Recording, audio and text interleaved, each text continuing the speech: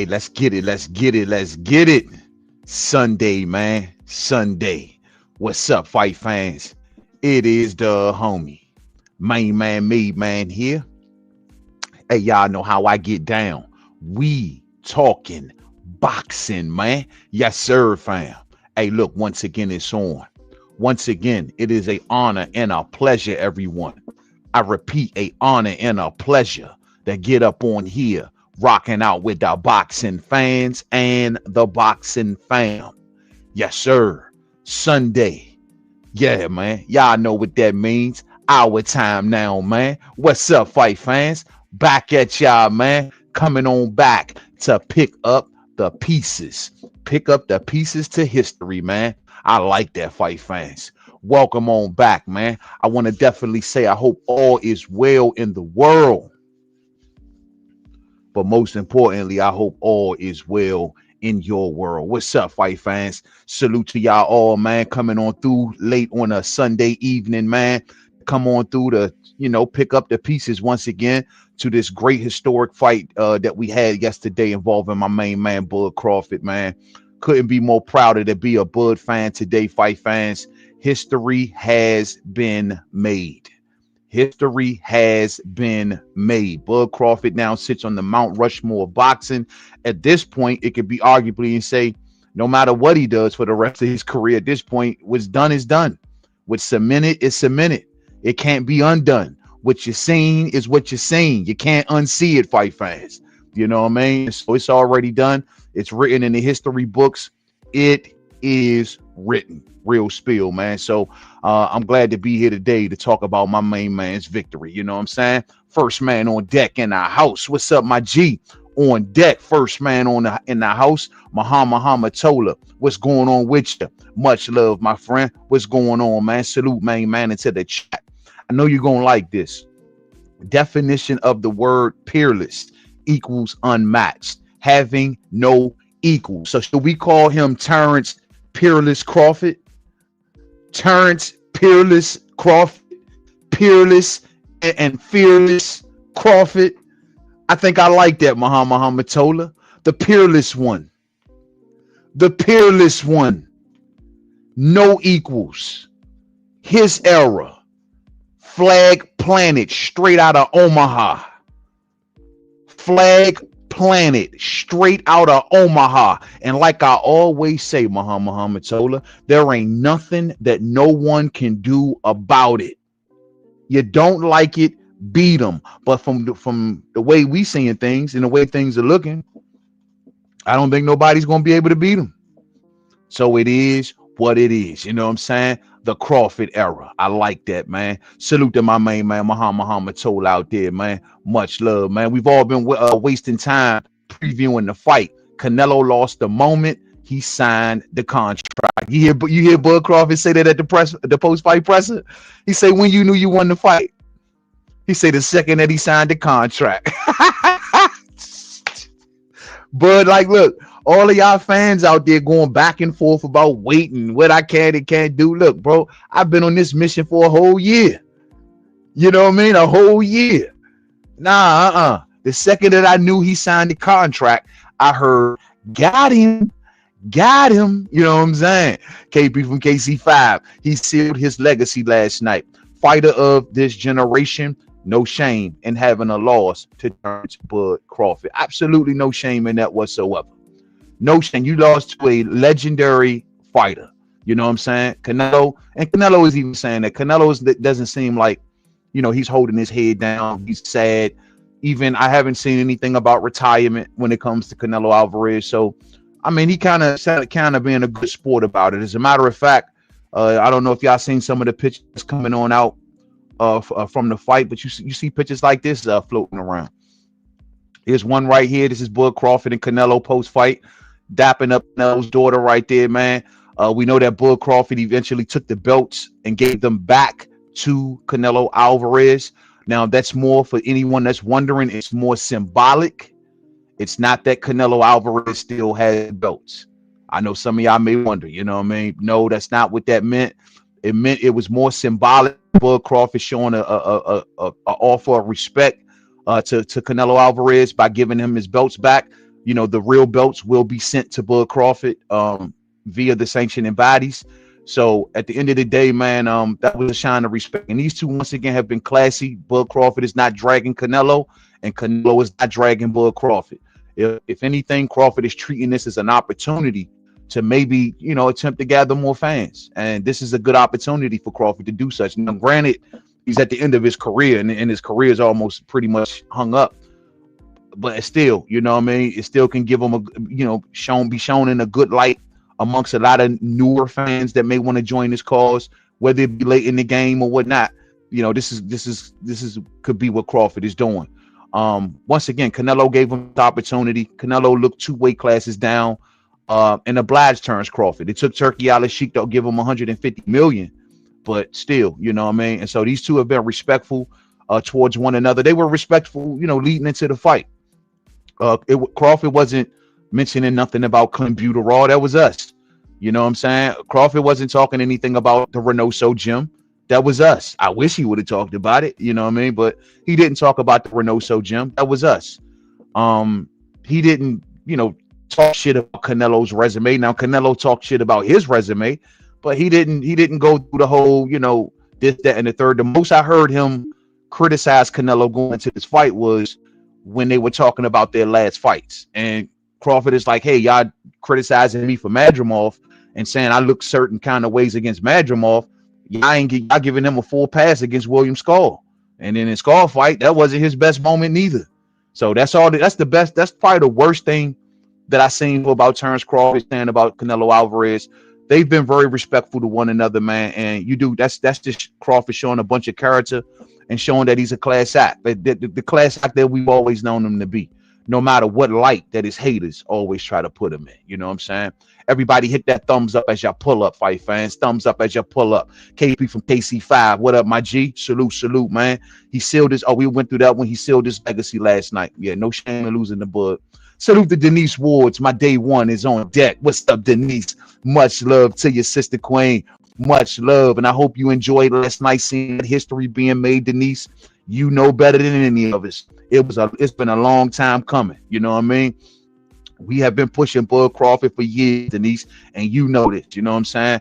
Been pushing him for years, through the doubters, through the criticism, through the hate. When it wasn't popular to do so, we stood right there 10 toes down. And now we are here to see the rap of Bud Crawford, and we here to see him just, enjoy, finally get his flowers the right way. You know what I'm saying? Regardless if it took for him to go up 2 weight classes and do something that was just astronomical. You know what I mean? Salute to my sister queen Denise Wards out there rocking with me day one. You know what I'm saying? Akuma's Deception, what's going on? Salute to you. Much love, Akuma's Deception. He said, yo, Bud is a special fighter, man. Without a doubt. We already knew that over here. Ain't that right, fam? We was already in the know. It took everybody else time to catch up. We already seen what we had to see years ago. Special fighter, bro, and gonna be remembered through the eons of time. Torch officially passed from Mayweather to Bud. This has been the Bud era for quite some time. One of the things that we always say about Bud Crawford is, hey, listen, he's been number 1 pound for pound for so damn long. Like, somebody can easily, if somebody wanted to take it from him, then take it. It's not a career-long designation, but it seems as if that since Mayweather left and Andre Ward, Bud has just been dominant, so dominant that no one has been able to come close to that spot. And bro, this is the Crawford era. This is hands down the Crawford era. I said before the fight, Crawford and Canelo were going to be fighting for the era. And that was real. They fought this. Canelo could have probably walked away with this era. I mean, with the wins that he got, over Gennady Golovkin, over Laura, wins over Daniel Jacobs, beat Miguel Cotto, right? I mean, Kovalev and so on and so forth. Despite his losses to Bivol and Mayweather, Mayweather was more so considered the previous era, and Bivol may be considered more so from Canelo's era, but actually, no, Bivol was way younger than Canelo. Way younger. Bivol ain't even 30 years old yet. So, I mean, that's a younger fighter. But as far as Canelo in his era, he was really on his way to winning it. But Bud Crawford interrupted it, bro. Who would have seen a fighter coming from 2 weight classes below to take the era away from Canelo Alverez. Literally taking it from him. You know what I mean? Real spill, man. Salute to my main man, G Benson out there. G Benson, much love, my brother. And I'm glad, I hope you had a good time last night, man. Witnessing history, my man. He says, yo, Bud did 3 things that won him the fight. He stayed off the ropes, he dictated the pace, and he won the real estate battle. I'm glad that I witnessed the unicorn of his era show why he is one of one. And to do it with all of the pressures and all of the noise, man, you don't see that every day, fight fans. Absolutely right on point, G Benson. Stayed off the ropes. Every time his back felt ropes, you just seen him gliding along the ropes, getting out of there. Whenever he backed towards a corner, always found a way out. You know what I mean? Canelo just didn't have the athleticism, just didn't have the speed to cut the ring off enough to keep Crawford pinned down. And, you know, Crawford looked like the younger man last night. You know, we talk a lot about he looked like the stronger man last night, but he also looked like the younger man last night. He looked to be in much better shape and condition than Canelo Alvarez. Once again, to the boxing fans out there that said, man, to all of the people that's talking about Bud gonna get tired by moving up, we've never seen him get tired. Why the hell would he start now? Y'all were right. Y'all were right. Totally right. Didn't see it last night. Bud was in about the 9th, 10th round and barely looked like he had a glove laid on him. Wasn't huffing and puffing. Wasn't doing a bunch of buckets of sweat falling off him. None of that stuff, man. And I got to give it to him, bro. His conditioning in was last night was just, man. The defense too, fight fans. The defense. My God, that's some of the best defense I've seen Bud do in a while. And probably damn near for majority of his career. Since his 35 and 40 days, for sure. You know what I'm saying? Like the defense, the athleticism, all of that, man. The reflexes, bro. Bud looked like the total younger man. He looked like he was a 25-year-old fighter in there last night. Real spill, man. Bud surpassed Mayweather because he beat a stronger, more experienced Canelo with no weight or rehydration clause. That's what I look at, bro. I say to myself, you know, when we do when people ask the question of who beat Canelo the best between him and Mayweather, I gotta go with Bud. Mayweather to me fought a puppy. You know what I mean? He fought a bit of a green Canelo. Canelo wasn't quite Canelo. You know what I mean? Canelo kind of graduated after Mayweather and after Laura, but he wasn't quite all the way seasoned. To me, Bud fought a seasoned Canelo, an undisputed champion, coming off winning a belt again against William Skull. So if anybody want to make anything or where he was at in his career, like they try to do with Earl Spence, it didn't make sense in the Spence situation, and it won't make sense now. Spence was coming off winning a belt against Ugas, but when Bud decapitates him, Spence, the car accident, but when he broke Ugas' face, Spence was the greatest thing in the world. Same thing with Canelo. Canelo got in there with William Skull, and yeah, William Skull didn't come to fight, and he moved a lot, but Canelo got in there and he won himself another world title. Y'all can't cherry pick and say, well, these fighters are certain points in their career when they're coming off winning belts. that part never makes sense to me, but y'all know how this always goes when it comes to Bud Crawford. Things never make sense in the aftermath. Fans start getting together, whispering and coming up with crap. You know what I mean? That's how it always happens for Bud. So I'm hoping that the Canelo fans be real stand up about all of this and just take the loss like Canelo is taking the loss, fair and square, not making no excuses. And you just gotta, like, once again, give them a ton of respect, man. Give them a ton of respect. You know what I mean? Salute to my main man, word of the day, coming on through the dank. What's up, man? Much love to the homie, word of the day. Salute. Akuma's Deception says, yo, he won over fans last night. They were cheering for him last night. Absolutely. Turkey Alashik got booed. I know he ain't like that too much. Yeah, but that was good to see them. Bud won some fans last night, man, and good, man. That was so good, man. That was really, really so good. Let's see if we can maybe even take a second, fight fans, to go back to that moment real quick, man. They got it all over the place. You know what I'm saying? Oh, I do this. Such a big moment. Such a big moment. Oh, my fault. I got that banner right there, man. Sorry. Bud down there, he's on his knees. You know, he was just happy, man. That's what's up, man. Historic moment for the brother last night. Bud on his knees crying. Career well done, man. Full circle. We need the movie. We need the movie. You know what I'm saying? Real talk, man. Fighting Pride of Omaha. Oh, sorry about that. The Fighting Pride of Omaha. Damn it, now I can't stop. Hold on, fight fans. There we go. Yeah, man. So, you know, that's the way it goes, fight fans. History has been made, and I can't be mad at it. Once again, man, we don't hit Canelo Alvarez as we see right here, man. We won't have Canelo Alvarez pretty much making no excuses, man. Let's listen in to see what Canelo Alvarez was talking about. But I tried my best tonight. Any massive weekend in the world of comparisons. Oh, there's some terrible audio. And compare and contrast the fight between yourself and Floyd Mayweather Jr. See if we can find a better one, man. Let's see if we can find a better one. That's some terrible audio right there, fam. Let's see if we can find a better one. He's a great fighter, and I did what I supposed to do, right? I tried for every way, and I trained really hard, and he deserved all the credit. No, I try my best tonight, and I just cannot figure out the style. Damn. Did y'all catch that last part? He says, I can't figure out the style. I tried my best. No excuses. I tried my best.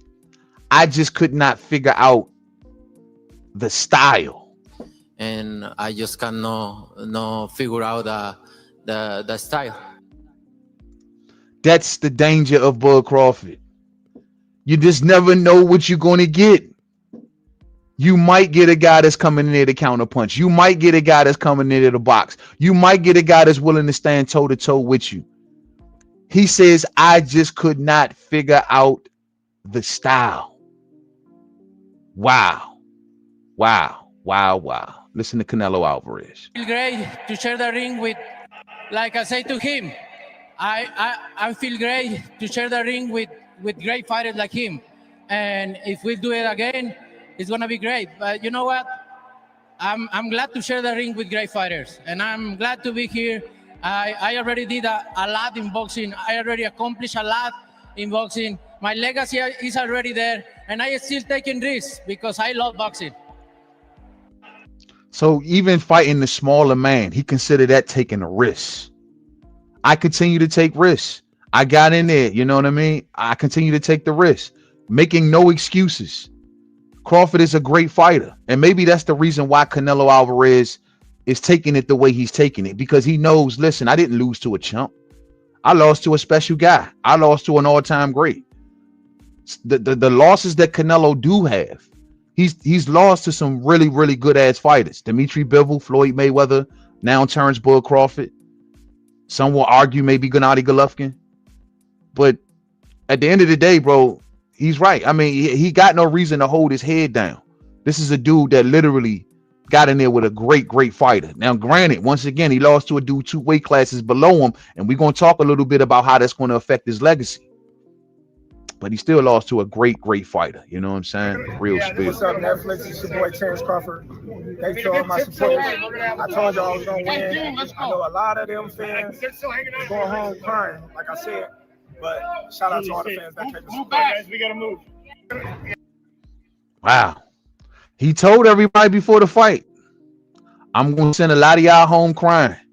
Y'all going to show y'all, because you remember when they booed him at that weigh-in and he was walking up in that junk and he told everybody like, dog, okay, yeah, y'all can boo me now.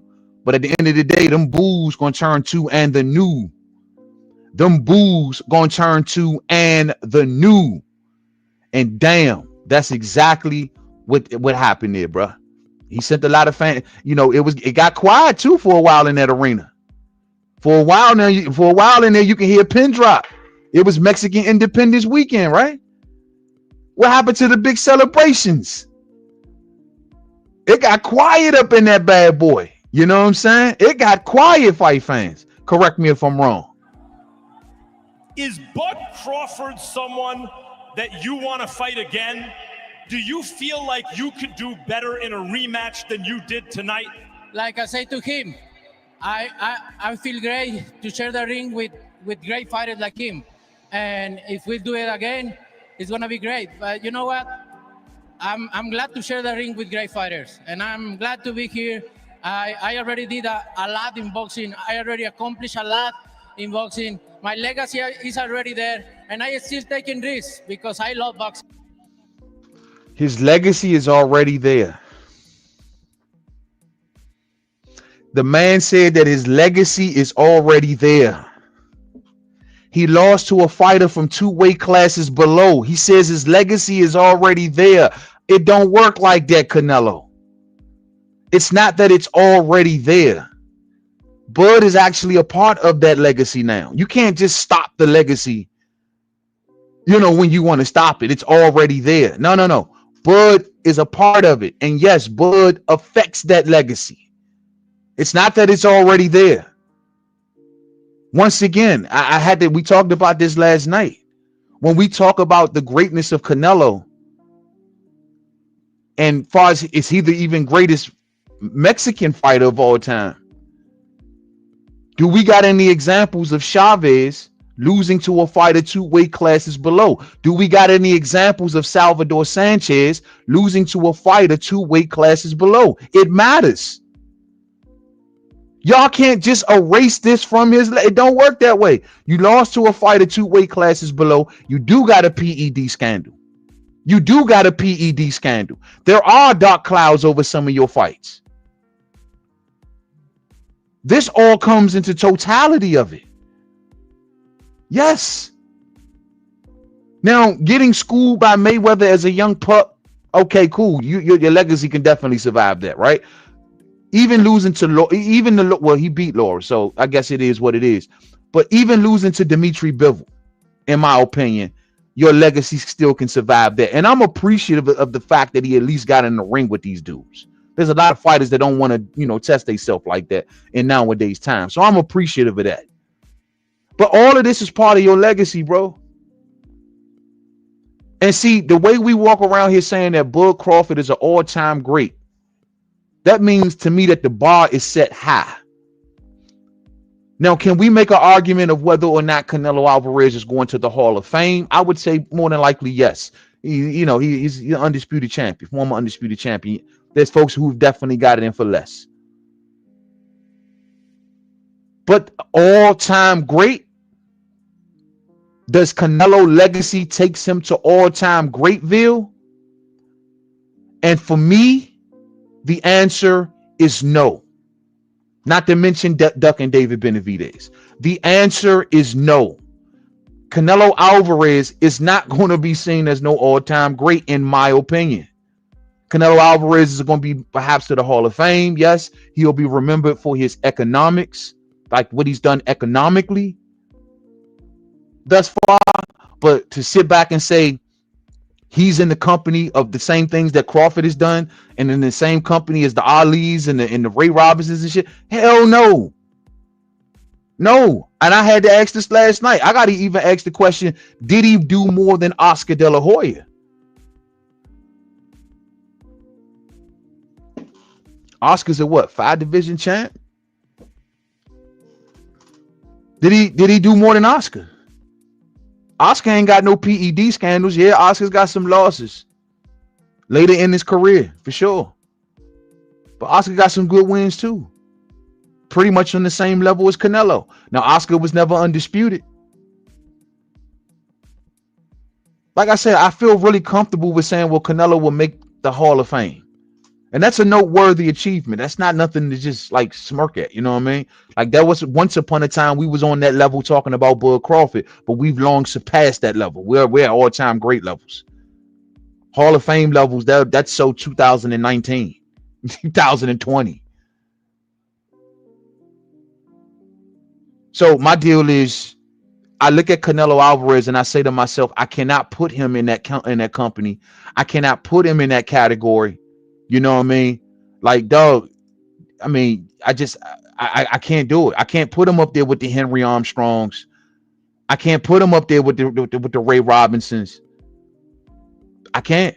Right now, Canelo got work to do. And then, you know, I'm gonna be honest with you, bro. Like, and then this is the part that's just gonna have to sting a little bit, Canelo fans. These are the facts. Y'all don't, you know, this is how it goes in the fight game. This is the part that fighters actually give a damn about. Let's look at this real quick. Hold on for a second. Let's take a look at something real quick. We're gonna put this on the screen. It's gonna have y'all gonna have to just deal with a little bit of this pain, man. These are the facts of the matter. We do this for all fighters if we're gonna keep it a Billy. Hold on, where's that? Here we go. All right, let's put this on the screen, bro. And y'all stop me when I'm lying. So, but I mean, Canelo Alvarez, I don't feel as though he makes it to all-time great status.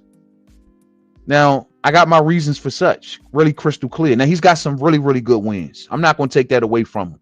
Multiple division champion, former undisputed champion, unified champion, beat some Hall of Famers. That's a hell of a little rundown. But when we drill down further, this is where things get murky. And you got to wonder how much credit its fans going to give him for a lot. Now, all of this stuff that he was doing down here at what, like 47 and shit, like, yeah, hell yeah. But a lot of these guys, I don't know how far y'all want to rate the Matthew Hattons, Sugar Shane at the end of his career, Jodecito Lopez that basically beat no one worth mentioning. It really starts for me at Austin Trout.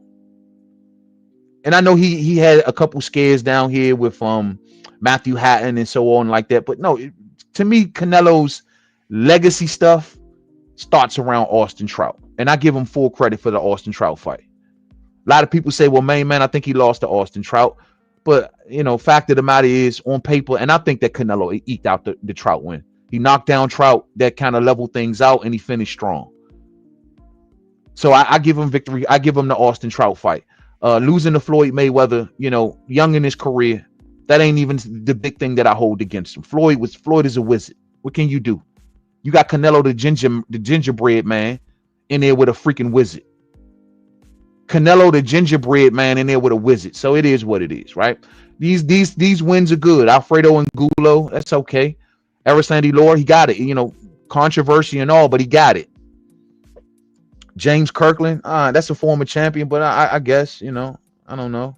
He didn't take no belt off of Kirkland, and that's an Ann Wolfless Kirkland, but it is what it is. Cotto was too small. Cotto at a catch weight. Cotto was a 47-pounder fighting Canelo at what, 157 or something like that. This is what I'm saying, man. Too small. Amir Khan, too small. Way too small. Shouldn't have been in the ring with Canelo for real. Khan he gets knocked out if you sneeze on his chin. Too small. Liam Smith, no one asked for that fight. And this fight was an atrocious fight because this was a too small fighter technically as well.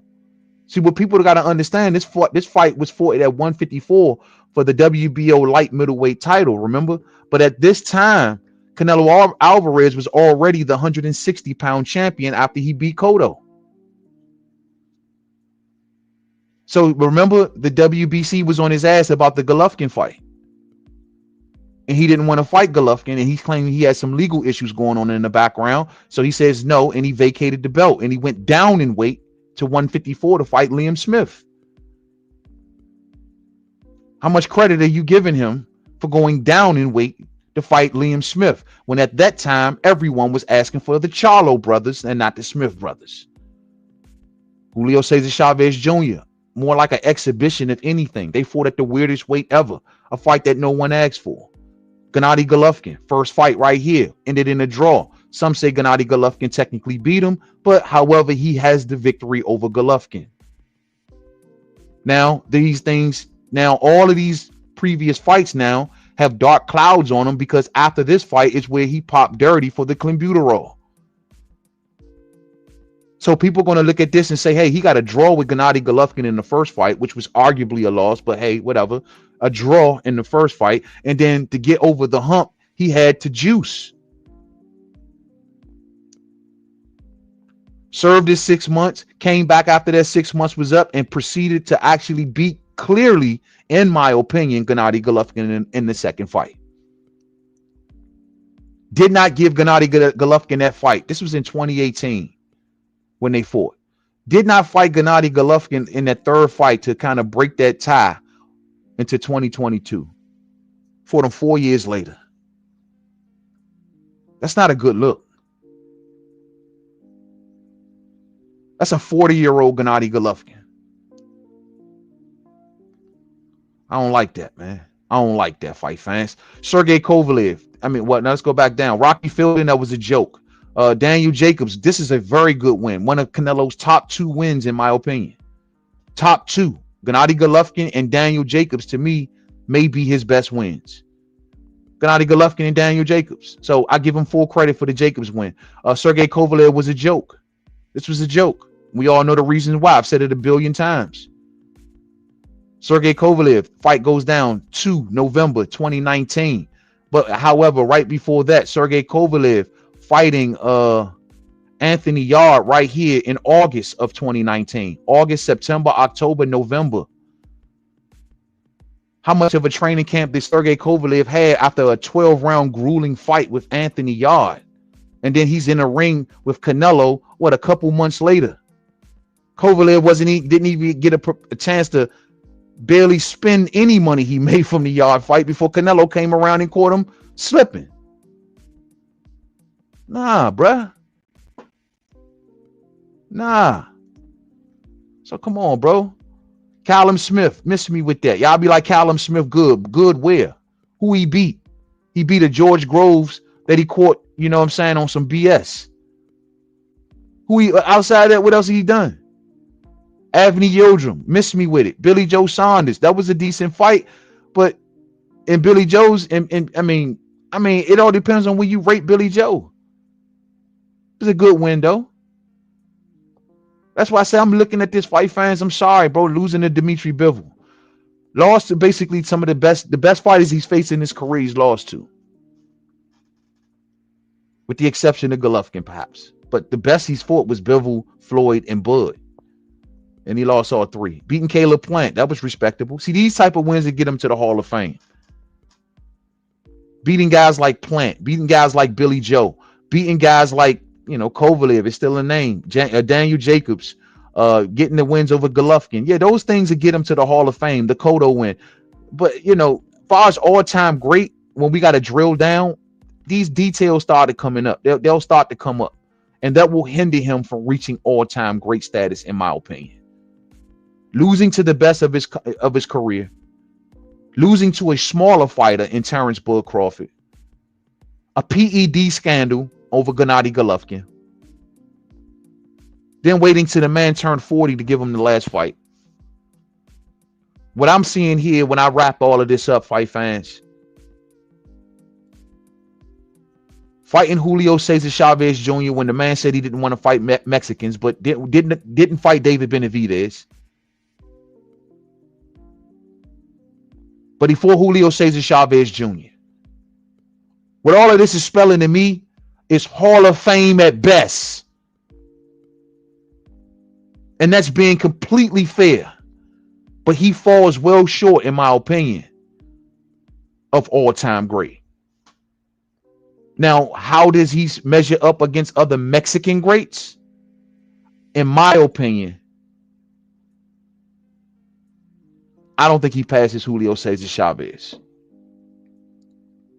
And that's being complete. That's not being biased. I don't got nothing against the Canelo Crawford thing is over. I'm just being completely honest. I think Chavez with the 100 wins, to me, is noteworthy with the wins. Now you can say, well, man, at the end of Chavez's career, bro, he lost to this guy, that guy, De La Hoya, passed the torch to De La Hoya, the whole 9 yards. But I still think that the 100 wins, him in his prime, no scandals, scandal-free, you're going to lose. It's not about wins or loss. You're going to lose. Scandal-free, constantly fighting, action-packed. At once upon a time was considered, maybe even during his day, top 2, 3, maybe number 1 pound for pound. I never gave that to Canelo Alverez. At no time.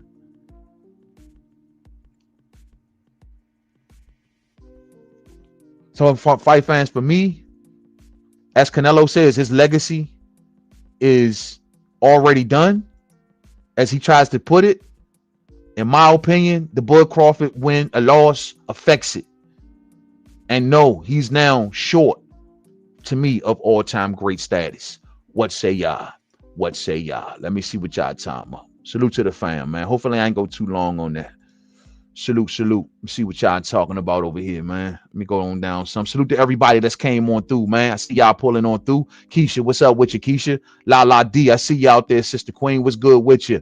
Hope everybody enjoy history being made. Keisha says Oscar got in the ring with everybody. Oscar got in the ring with everybody. Oscar in his prime, I don't see ducking a David Benavidez if David was around during that time.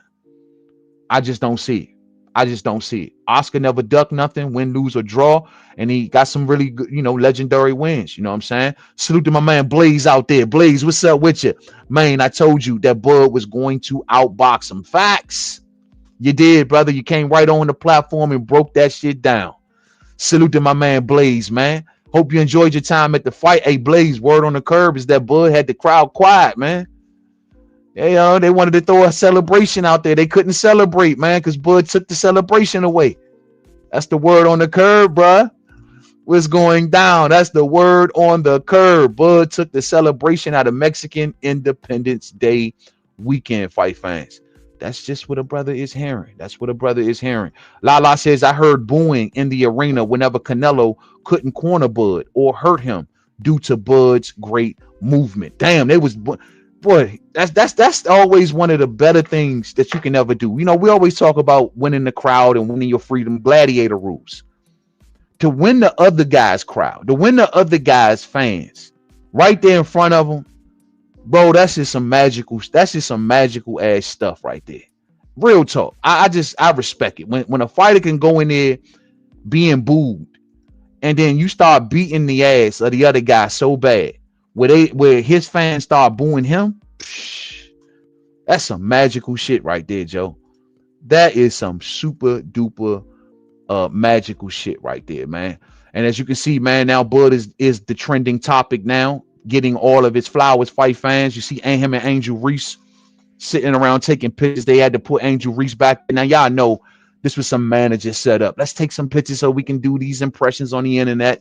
Regardless, for Bud to be the hot dude that everybody trying to stand beside so they can get their clout up right now. I remember there was once upon a time when things wasn't this way.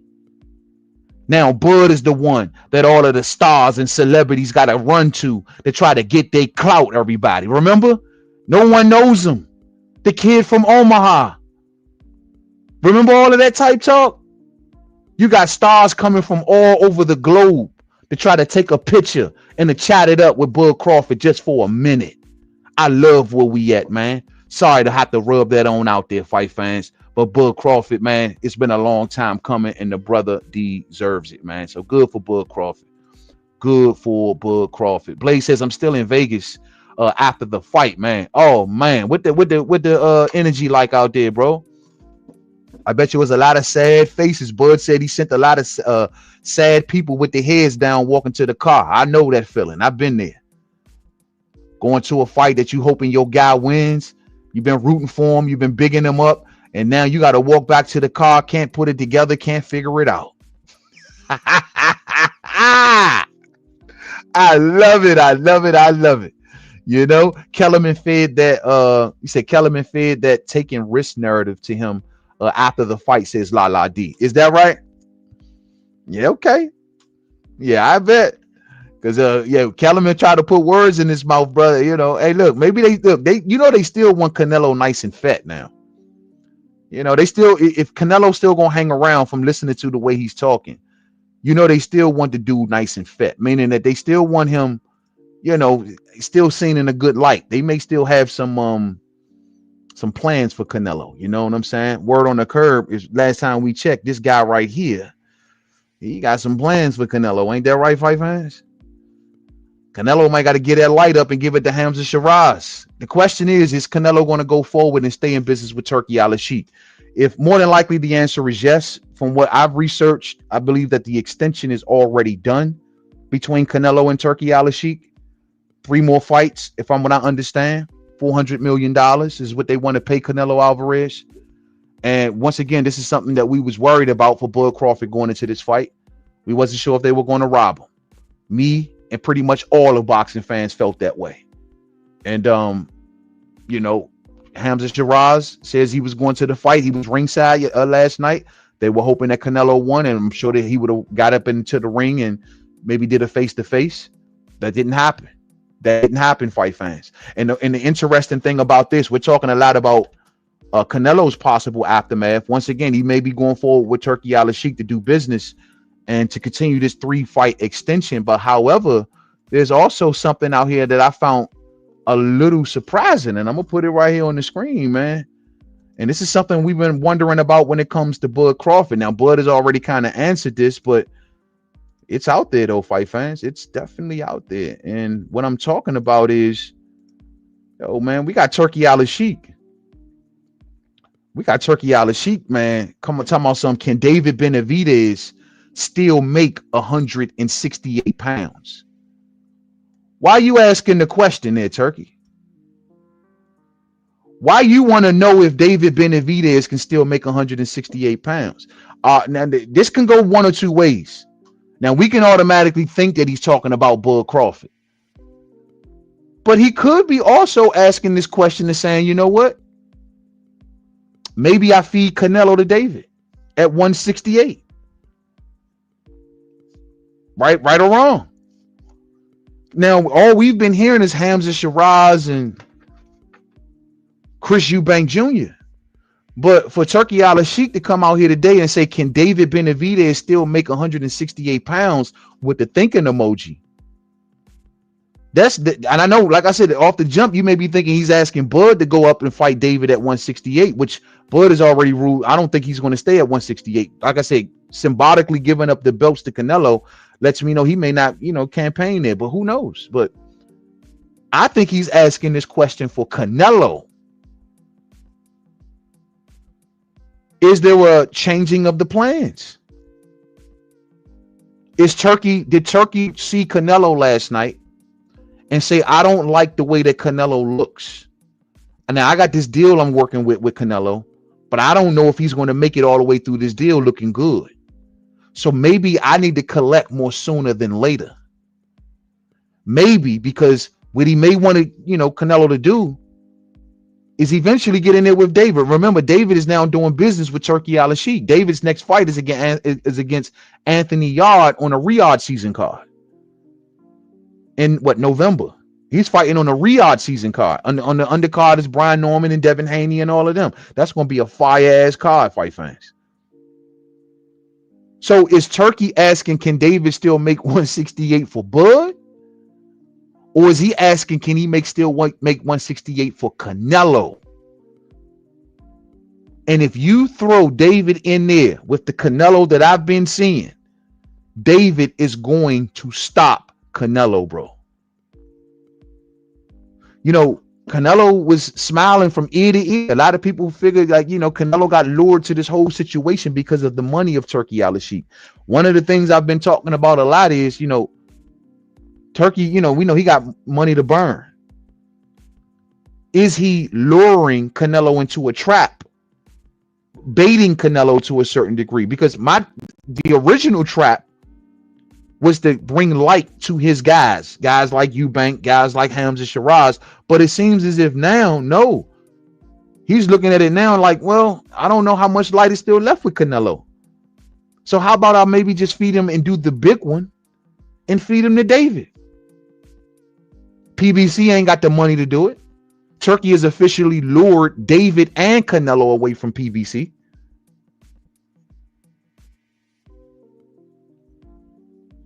So would he still do it? The question is, fight fans, do y'all want to still see it? And my answer is yes.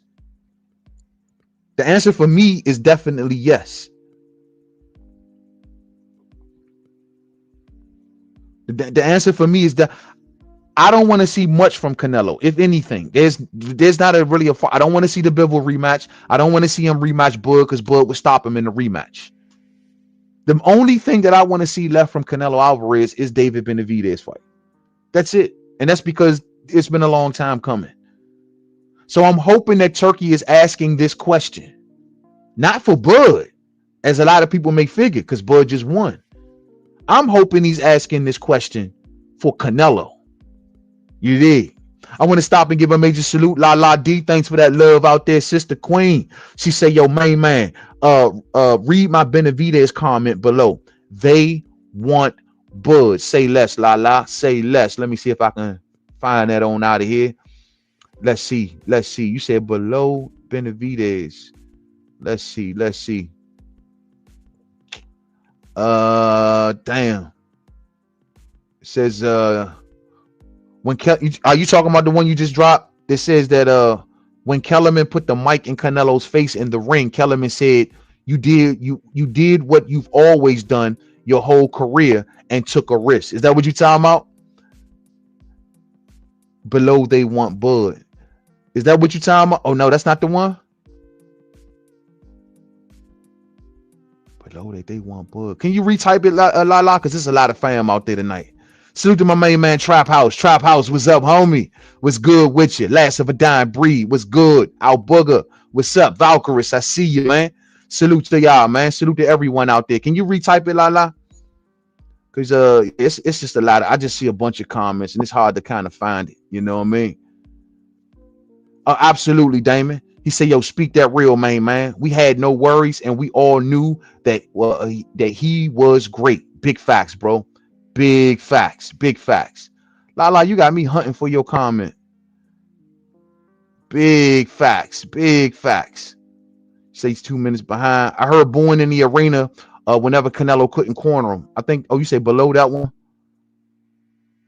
Oh, yeah, you're going to have to retype it. La. I'm going to scroll on down and wait for you to retype it. I'll be looking out for it. She said, yo, main man, the fans are now saying that Bud is not a GOAT until he faces Benavidez. Oh, Lord. Now, if anybody says that Bud is not a GOAT if he has to face Benavidez, then they are the biggest jokes in the sport of boxing. Real spill. Anyone who says Benavidez is not even a 68 pounder. He's a 75 pounder. If anybody says that Bud should face Benavidez before Canelo, even though Canelo lost to Bud, that's still his rival. They don't know shit about boxing. Why are you wasting your time listening to cats like that? That's a Bud hater to the core. Well, damn, he passed. I can't get him near. I'm gonna try to get him near. I can't get him near. I'm gonna try to get him here. I can't get him here. I'm gonna try to get him near. Do you know how many people thought that this was going to be the moment last night? They thought that Canelo was the big fighter and the circumstances was just right to get Bud beat.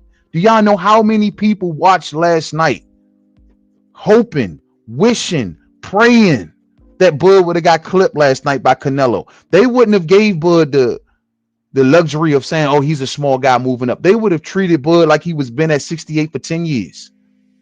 They wouldn't have gave him no benefits and no doubts. They would have said it's karma. Oh, he deserves it for what he did to Earl and blah, blah. No. Like Bud told y'all, this is God's plan. Ain't nothing that no one can do about it. There was a lot of folks last night watching Bud fight, hoping that he would lose. It's the oldest thing in the book, like Muhammad Ali had to deal with, like Floyd had to deal with. People coming to show up to see you lose. Normally, some of the most miserable people on planet Earth. Bud Crawford is a fighter's fighter. You will have to be nothing short of a crackpot to have to jump out there and make up stuff about a guy like Bud Crawford. He's done nothing but fought the best, challenged himself at every level, called out the best. What you want your favorite fighter to do is what Bud Crawford has done.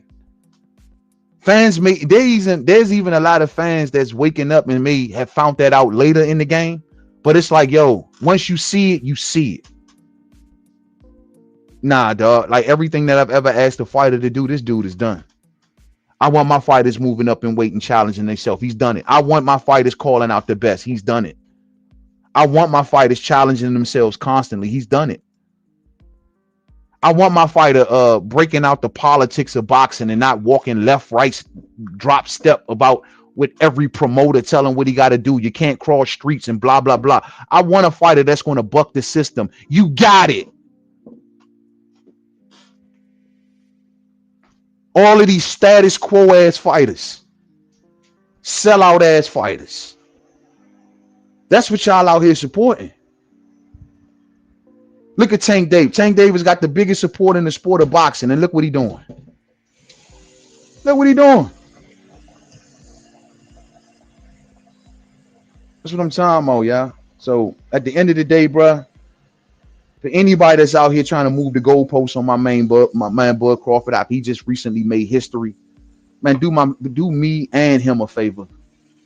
Bend over at the waist, find the closest wall that you see, and run head first right into that bitch.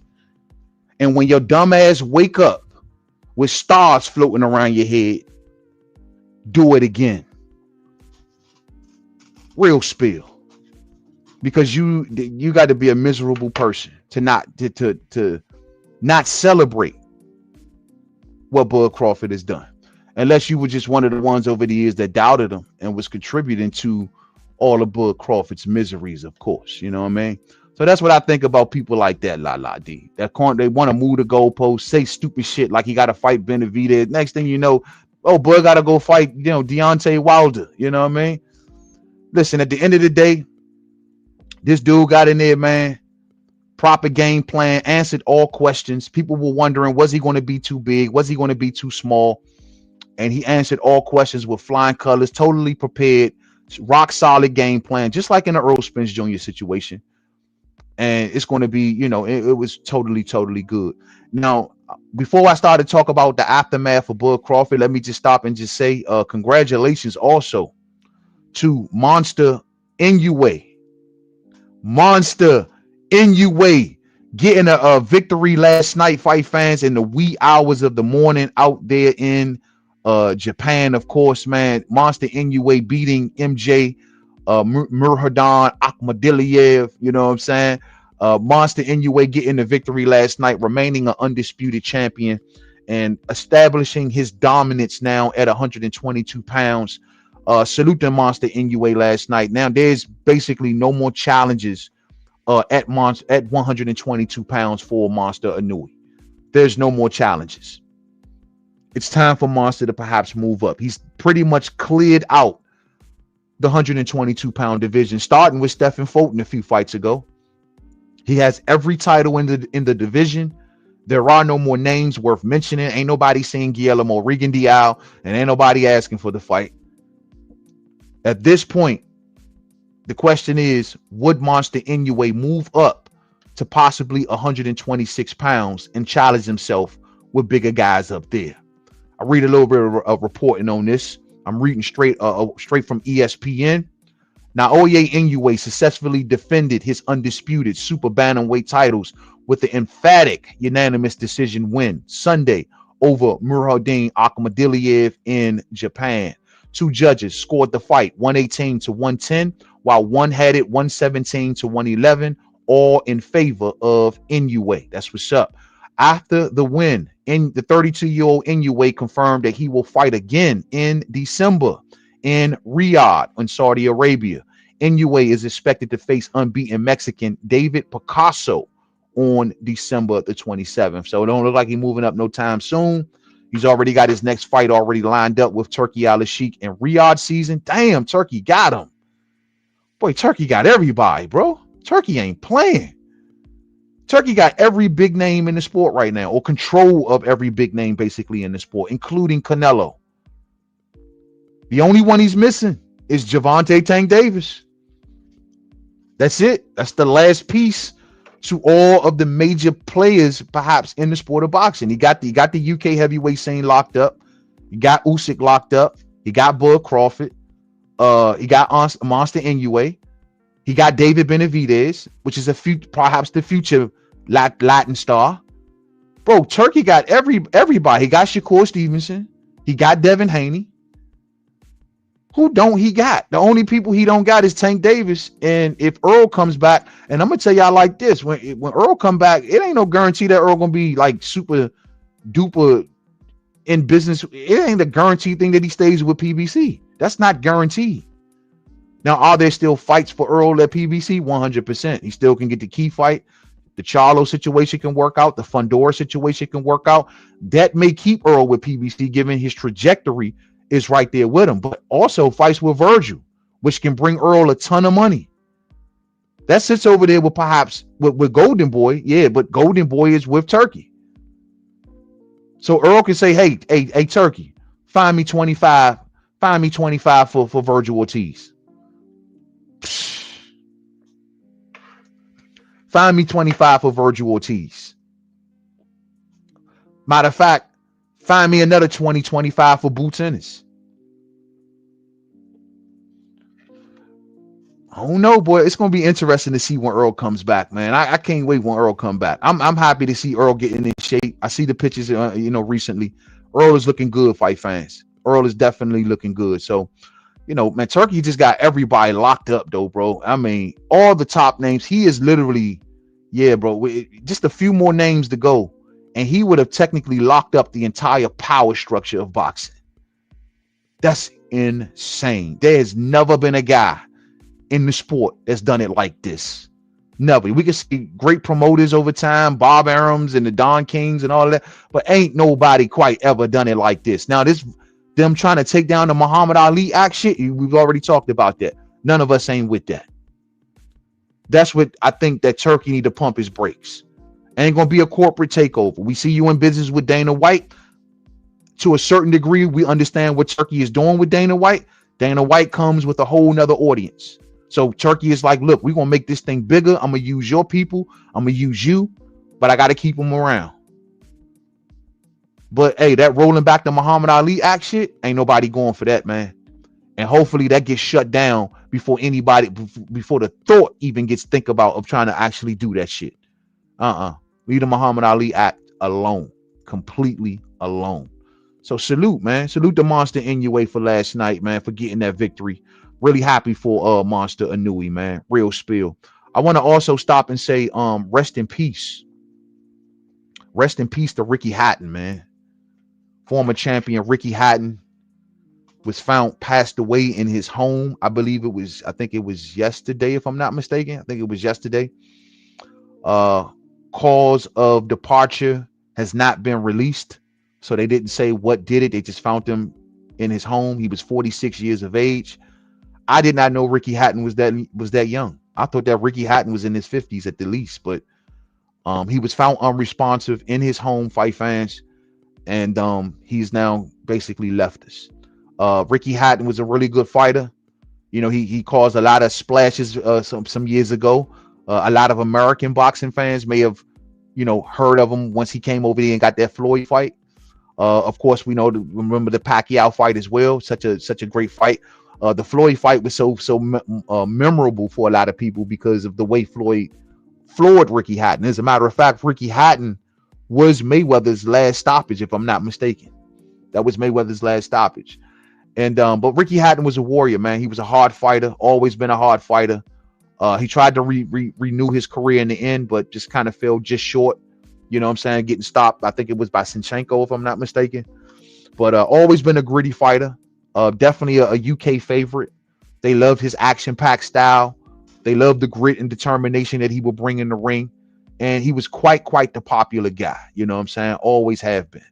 And I got a ton of respect for Ricky Hatton. I remember his theme song, "There's Only One Ricky Hatton." Remember they came over here making all of that noise. And back then, boy, a lot of the fans, like I said, they never heard of him. So when he came over here making all of that noise on Floyd, it was like, oh, wow, who the hell is this dude? There's only one Ricky Hatton. And they were loud, man. They was loud. So, but rest in peace to Ricky Hatton, man. And, may you, open your eyes in beautiful and mystical places, dear champ. Rest in power. Rest in power, man. Real spill. Ricky Hatton, man. Oh my God, man. Was my guy. Oh, it was Victor Ortiz was Mayweather's last stoppage. I thought it was Hatton. Okay, yeah. Oh, okay, yeah. I forgot the Victor Ortiz, when he looked away from the ref type of thing and all of that jazz. Yeah, I do remember that, man. Yeah, yeah. Keisha says, yo, Bud has nothing else to prove. Agreed. Absolutely agreed. If Bud wanted to hang him up right now, I can't think of anything left for Bud Crawford to do at this point in his career. I mean, he's been undisputed. He's touched every belt. Can't win a prize. The only thing left for Bud Crawford to do is to run the score up. That's it. Run the bag up. He's probably doing business with Turkey. Turkey can get him paid. Now, Turkey may ask for some incredible shit, you know what I mean? Like some wild stuff to do. But once again, there's nothing. If he wanted, I would like to see him go down to 54. But Bud Crawford seemingly answered that question in the post-fight press conference where he stated that he's not interested in going back to 54 to fight Boots Ennis or no one for that matter. So people are assuming that, well, since he gave the belts back to Canelo, perhaps, and he's not trying to go down to 54, maybe 160, right? 160 would be the process of elimination that would make sense. Maybe so, but it ain't no big stars there outside of Janabek, right? And maybe him and Carlos Adames, but ain't nothing really. It ain't no sizzle there. You know what I'm saying? So, I mean, if Bud want to continue to run the bag up, ain't nothing wrong with that. He's still looking sharp. I don't see no signs of decline. The weight, he's wearing the weight well. If he did what he did at 68, don't tell me what he cannot do at 60. It's up to Bud. I'm down to see it if he's down to continue on. But if he retired right now today, all-time great, super rich, super paid, it's up to Bud. At this point, it's just Bud's era, and everyone else is just fighting in it. It's up to Terence Bud Crawford. You know what I'm saying? Now, one of the things that Terence Bud Crawford decided to do, because one dude tried to run up on him and get a fight, and that was Teofimo Lopez. Teofimo Lopez, who's just trying to, he's a clout-addicted fighter, just looking for the clout. Well, Teofimo Lopez ran up on Bud Crawford as Bud Crawford was doing his post-fight like interviews and stuff. You know what I mean? So we got a clip right here. Let's see if we can kind of watch this. We probably can watch this one, right? I think we can watch this. This is not nobody's stuff, so we can watch this. We can watch this all together of Teofimo Lopez getting into a thing with Bud Crawford. You know what I'm saying? About, I guess, once again fighting. But Bud got a suggestion for him. Absolutely. All right. That's all I want to ask. Congrats, yo. Can I ask you something?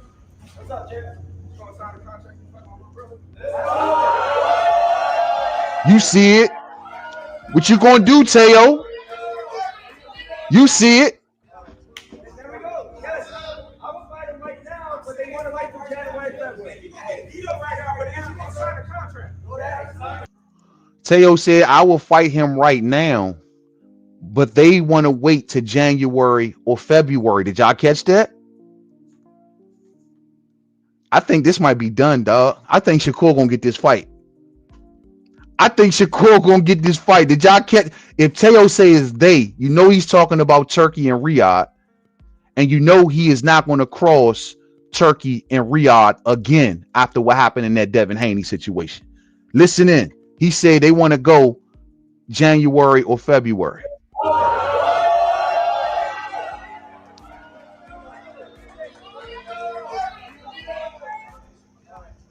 we go. Yes. I was fighting right now, but they want to fight for January, February. You know right now, but you gonna sign a contract. So they want to go January, February, but he ain't signed the contract yet.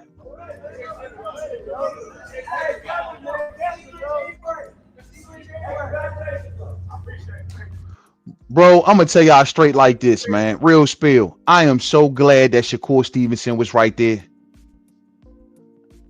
I am so glad that Shakur Stevenson was right there because Teo tried to pop up for some clout, fight fans. Y'all know that. He tried to pop up for a moment. Bud sitting in there enjoying his victory lap. Ain't thinking about no damn Teofimo Lopez. And here he come, trying his best to get as much clout as possible. and not realizing that Shakur Stevenson is playing the background right there. So yeah, and what Bud say? Nah, bro, what's up with my little brother? I respect it. I love it. We used to do that out around the way. Hey, if I got a little young dude running up on me talking all of this mouth and he this and he that, instead of me putting hands and feet all over him and smacking his little ass all out somewhere, what I'm gonna do is say, nah, what's up with my little young boy over here? Come see him. He'll put the work in for me. You know what I'm saying? Because if I hit you, shorty, I'm gonna break your little ass in half. And it seemed like that's what we got right here, man. My boy Bud say, yo, what's good with my little brother? Put Teo ass on the spot. January or February is what Teofimo Lopez said is when they want to go. That's cool, bro. This is a fight that I am really wishing comes full circle. You know, I wasn't too happy when we saw Keyshawn Davis out here trying to get the Teofimo Lopez fight. And I kept saying here on the live stream and everywhere else, like, yo, come on, Shakur, man. Wake up, bro. This is your fight. This is your super fight ever since you was over there with Top Rank. Don't let Keyshawn come out here and steal your super fight. And Shakur got right back on it, man. He tried to stop and make a pit stop and see what was going on with Tank. He tried to get the Devin fight, remember? Sending signs with candles and all kinds of shit to Devin Haney. And Devin went over there to Top Rank and breezed through for 3 fights and ain't looked Shakur's way until it was time for him to go. See, I always said, Shakur, you're going to follow in the same footsteps as Bud. This is why Bud has taken a liking to a Shakur Stevenson. Because he knows that, look, Shakur, you're going to deal with a lot of the shit that I had to deal with. You're just too damn good. You're so good. But these promoters, they just want to eat off you. But you're so good that you'll beat all of their profitable fighters and they'll be stuck with you. So I love the fact that Bud Crawford put Teo's ass on Front Street. Teo, sign the contract, bruh. Shakur says he's coming up to 40. No catch weights. He looking at the shit that Bud is doing. Is like, yo, I'm trying to be like Big Bro. If Big Bro moving up, taking on champions ASAP, ain't doing catch weights and just going in there, and he ain't trip about popularity and all of that. And look, he's paid. Always been paid. Folks are like, why he re-signed with Top Rank? Because he was getting it with Top Rank. He was getting ink with Top Rank. Go over there to PBC and see that them boys over there making peanuts.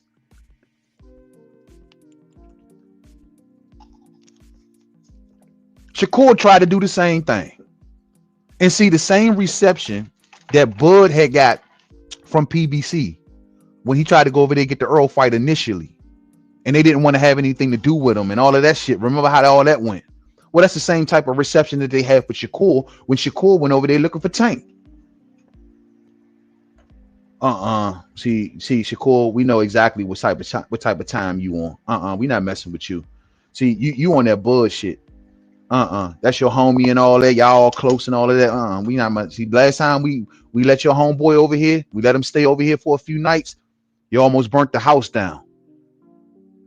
He took away a major money maker of ours. And you want to come over here and now try to get the other one. Are you out of your mind? We ain't messing with you, him, none of y'all.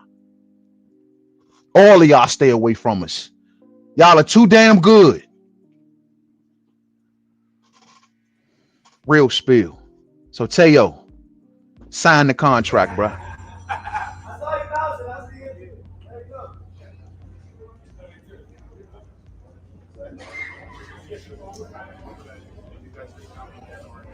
Let me tell you, man.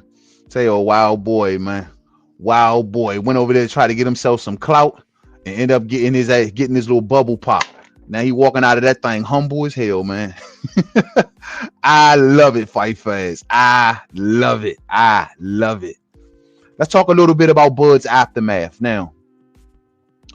Now, first off, before we get to a little bit of Bud's aftermath or whatnot, let's see here, man. There's just so much media out about this fight, man. Let's just see. So Bud's aftermath.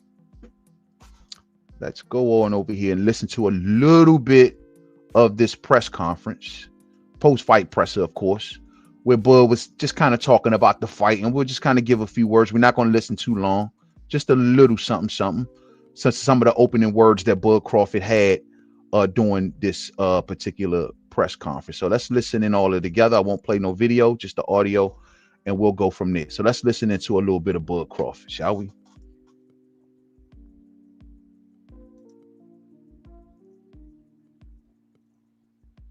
The first 3 rounds, you were trying to just figure them out. Was that the game plan and start turning it up maybe in round 4? Well, the first 3 rounds, you know, I felt like I was in control. You know, I think he was trying to figure me out. Did you feel that you were frustrating him? He tried to lift you up. He headbutted you. Were you sensing that you were frustrating him? Of course. You know, he was a little frustrated in there, but that's part of the game. The last question is, I know it's right after the... And that was, to me, key part of the game. He said, yeah, he got a little frustrated in it, but that was part of the game. You know what I'm saying? That's one thing we talked about going into the fight. Bud Crawford having the mental edge. And if he's going to be there enough to be able to frustrate Canelo, you know what I'm saying? Taking the left hook away. That could be a frustrating thing for Canelo, because Canelo likes to use that left hook a lot. He likes to lead off with it. He likes to counter with it. And last night, that was a rhythm that Canelo just couldn't get into. He couldn't get into the rhythm of tossing that left hook the way he wanted to. That was something that could have frustrated him. Not to mention the movement of Bud Crawford last night. One of the things that Canelo was making a whole bunch of noise about going into this fight was, well, Bud Crawford is not moving like he used to move. And so Crawford showed up last night as moving and grooving and all of that shit. And so that could have been something that frustrated Canelo last night. And the fact that Canelo just couldn't just once again stay in that rhythm and stay in a place for long enough to really impose himself. And so it could have frustrated him. Bud had the mental edge. All I kept saying during last night's live stream was, this dude is calm, he's cool, he's collect, he's not tripping, he's not over, it's not a bunch of ruckus in his corner, none of that. Everybody, you know, talking, no one's talking over each other, like, you know, none of that shit, you know what I'm saying? And so, yo, you gotta respect that, man, you know what I'm saying? Bud went in there with the mental edge last night, and it showed, real spill. The fight, have you feel yet the significance of this win and what it means in your legacy and your career? To be honest, when I set my sights on doing something and I know what I'm capable of, it's not like a surprise to me. It's a surprise to y'all because y'all didn't believe me, you know, but for me, I knew I could do it and I believed that I could do it. I just needed the opportunity.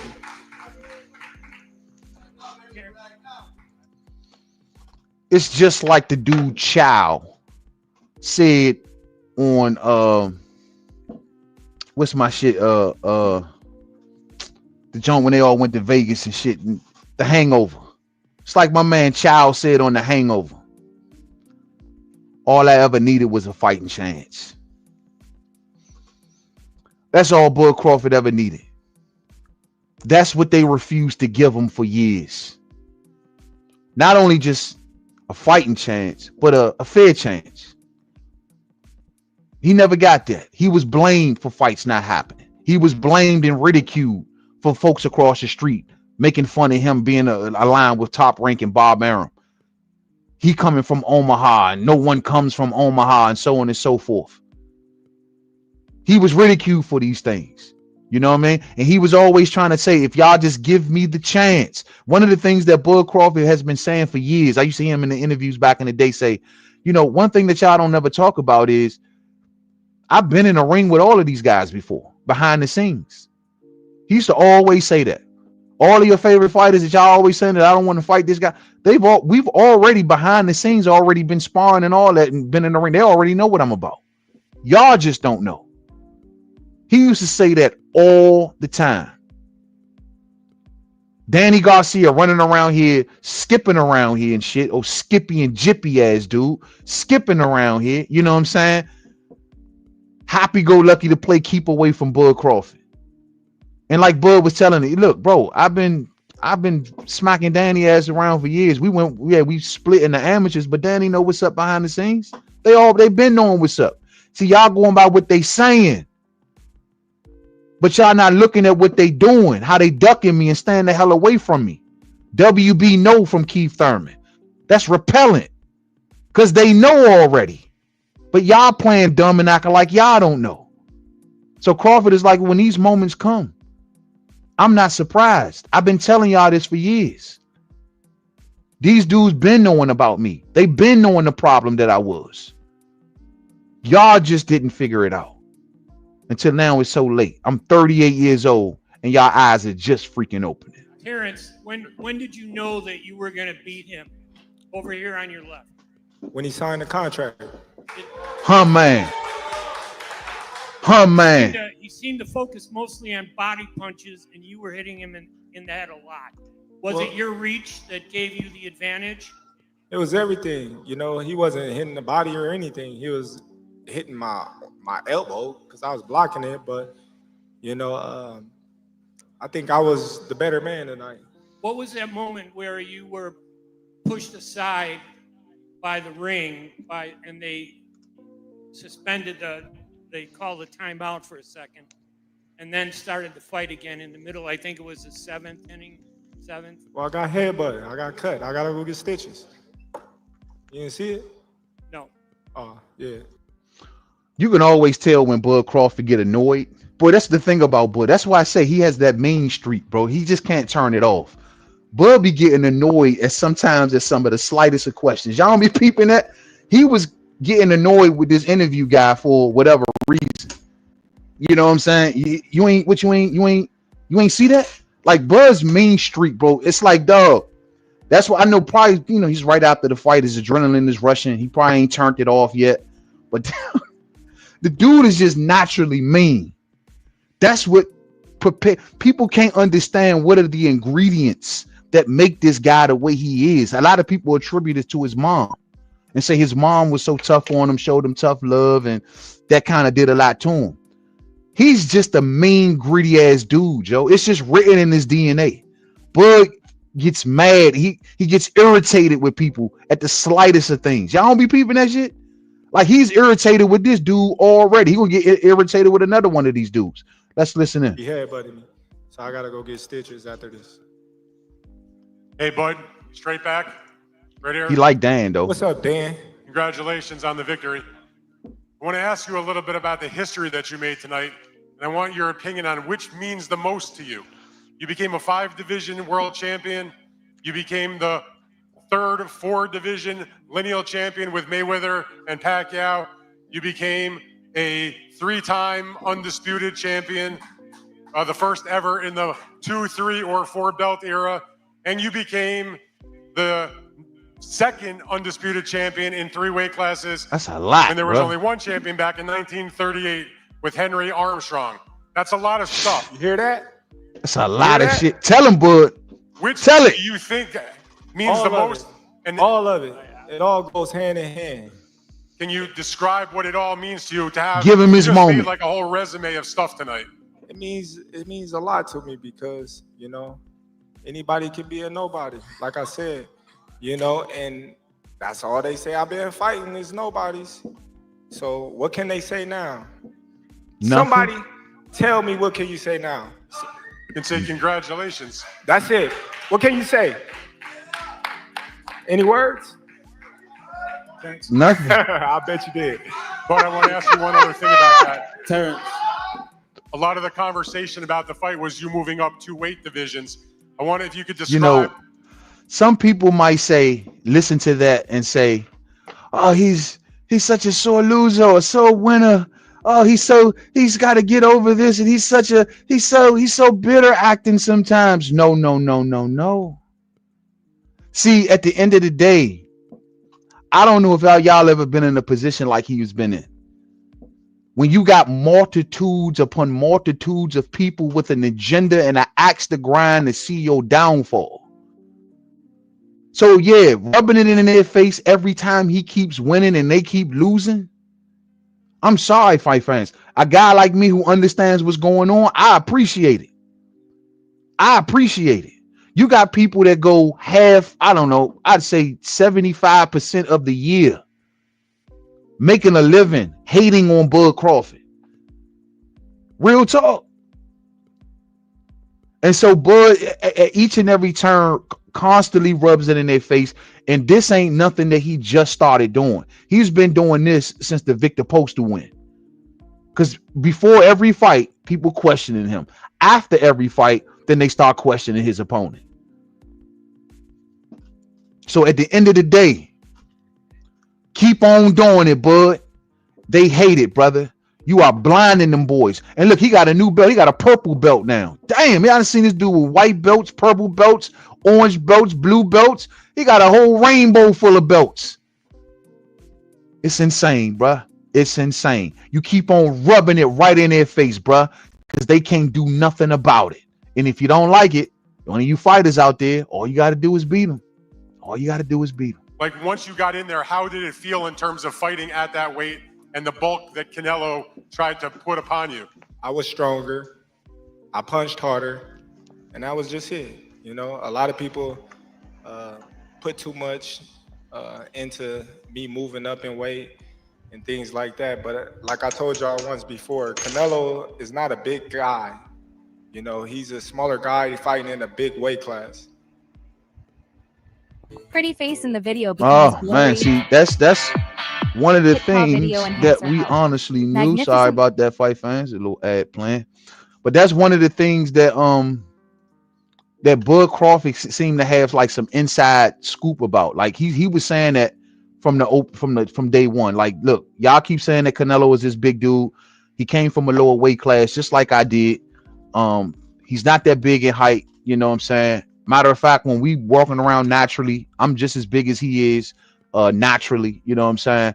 And so, look, Bud Crawford already had that insight behind the scenes, and he was already approaching this fight this way. That's one of the things about Bud. I got a buddy like him, man. Salute to my homie Tater, man. I got a homie like that, bro. And Tater's like a real quiet dude. You know what I'm saying? Like when shit going on, like you wouldn't have a clue.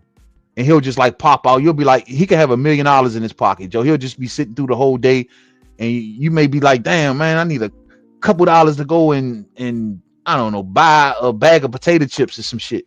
And you'll be trying to figure out where the hell you're gonna get the bread. When you be looking all over the place, whole time he's sitting right there beside you with about $2 million in his pocket. That's how my homie is. You know what I'm saying? He's that kind of way. This whole build up, everybody going all over the place. What's the weight? What is he going to look like? What is Canelo going to do? How's the stamina, the speed? Boy, Crawford, like I already know. I already got the inside scoop for real. Y'all keep guessing.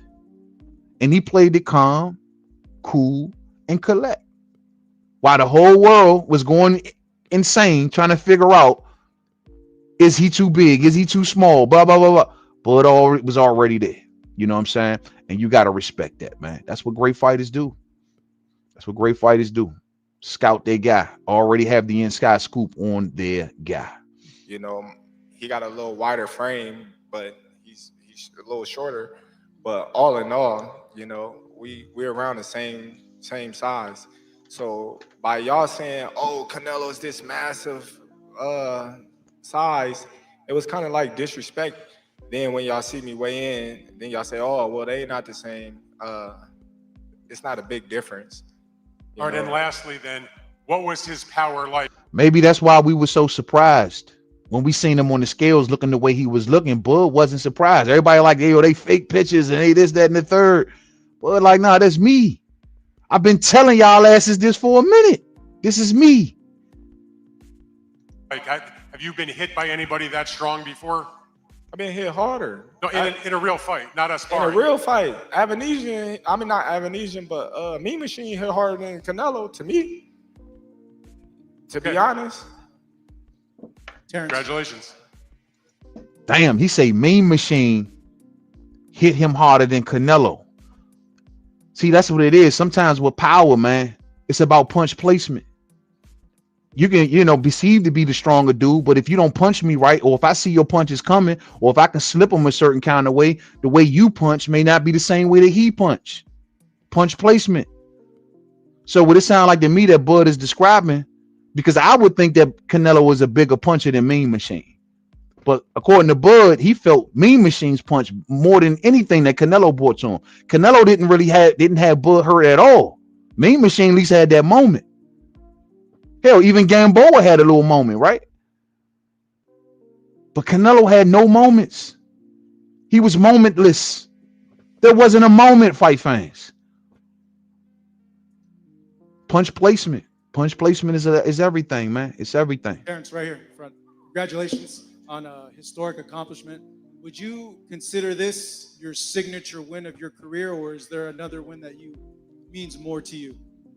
No, for sure, this is definitely a signature win. You know, moving up 2 weight classes, being the B-side, fighting a guy that's been undefeated in the division, undisputed, going to take all his titles, you know, doing everything that I said I was going to do. You know, of course, this means a lot. You know, my other undisputed runs, you know, I had titles, things like that. So I was coming in as a champion as well. But this one, you know, I was coming in as an underdog, no championship belts, you know, and I felt like everything was on the line. I look at it like this. This perhaps was his signature win. I mean, you can't get a bigger target than Canelo Alvarez. I mean, the Earl win was big, but Earl had 3 belts, single weight champion. Canelo, multiple division champion, undisputed champion. This is hands down Bud Crawford's signature win. But most importantly, this is also the end of any resume talk of Bud Crawford. See, the biggest knock on Bud from all of his critics and haters are, oh, his resume. Now, when we talk about his resume, we're talking about the fact that he's defeated Ricky Burns, multiple division champion. He's defeated Victor Postal, former champion, Julius Ndongo, a unified champion, Jeff Horn, the man that beat the man, first man to stop Sean Porter, beat Kell Brook, stopped the 3-belt champion in Earl Spence Jr., not just beat him, but stopped him. Went up to face a champion in Israel Madrimov, and then turned around and dominated, an undisputed champion in Canelo Alvarez. Now that to me is one hell of a resume. How is anybody going to knock Bud's resume when he has now won in his last 3 fights 10 belts? 4 from Earl Spence. That's 3 of the world sanctioning body belts, 1 lineal.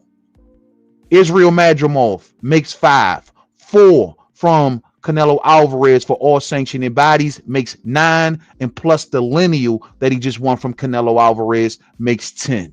That's 10 belts in 3 fights. That's 10 freaking belts in 3 fights, fight fans. The resume talks ends today, because now your argument is just dumb as hell. If you argue that Bud Crawford ain't beat no one at this point, you just a straight up dirty under the bridge in the creek living ass hater. That's all you is. Real talk. Because now the resume arguments are officially through. This dude did something like y'all saying that a lot of 168 pounders couldn't do. Caleb Plant couldn't do it. Caleb Plant couldn't do it.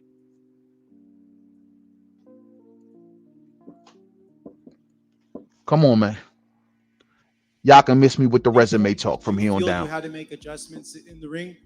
Well, you know, around like the 6th round, I felt like I needed to step it up a little more and, you know, getting more control of the fight, because the fight was going like seesaw effect. And when you were announced as the winner, you went down on one knee. Could you just describe how that moment felt to you and what was going on? Let me just stop for 1 second. Now, he said he had to take control of the fight roughly around the 6th round because the fight was in a seesaw mode. See, this is something that I said in my building going into the fight. I told y'all, I said, yo, Bud Crawford is going to pivot halfway through this fight at some time and try to take over this fight.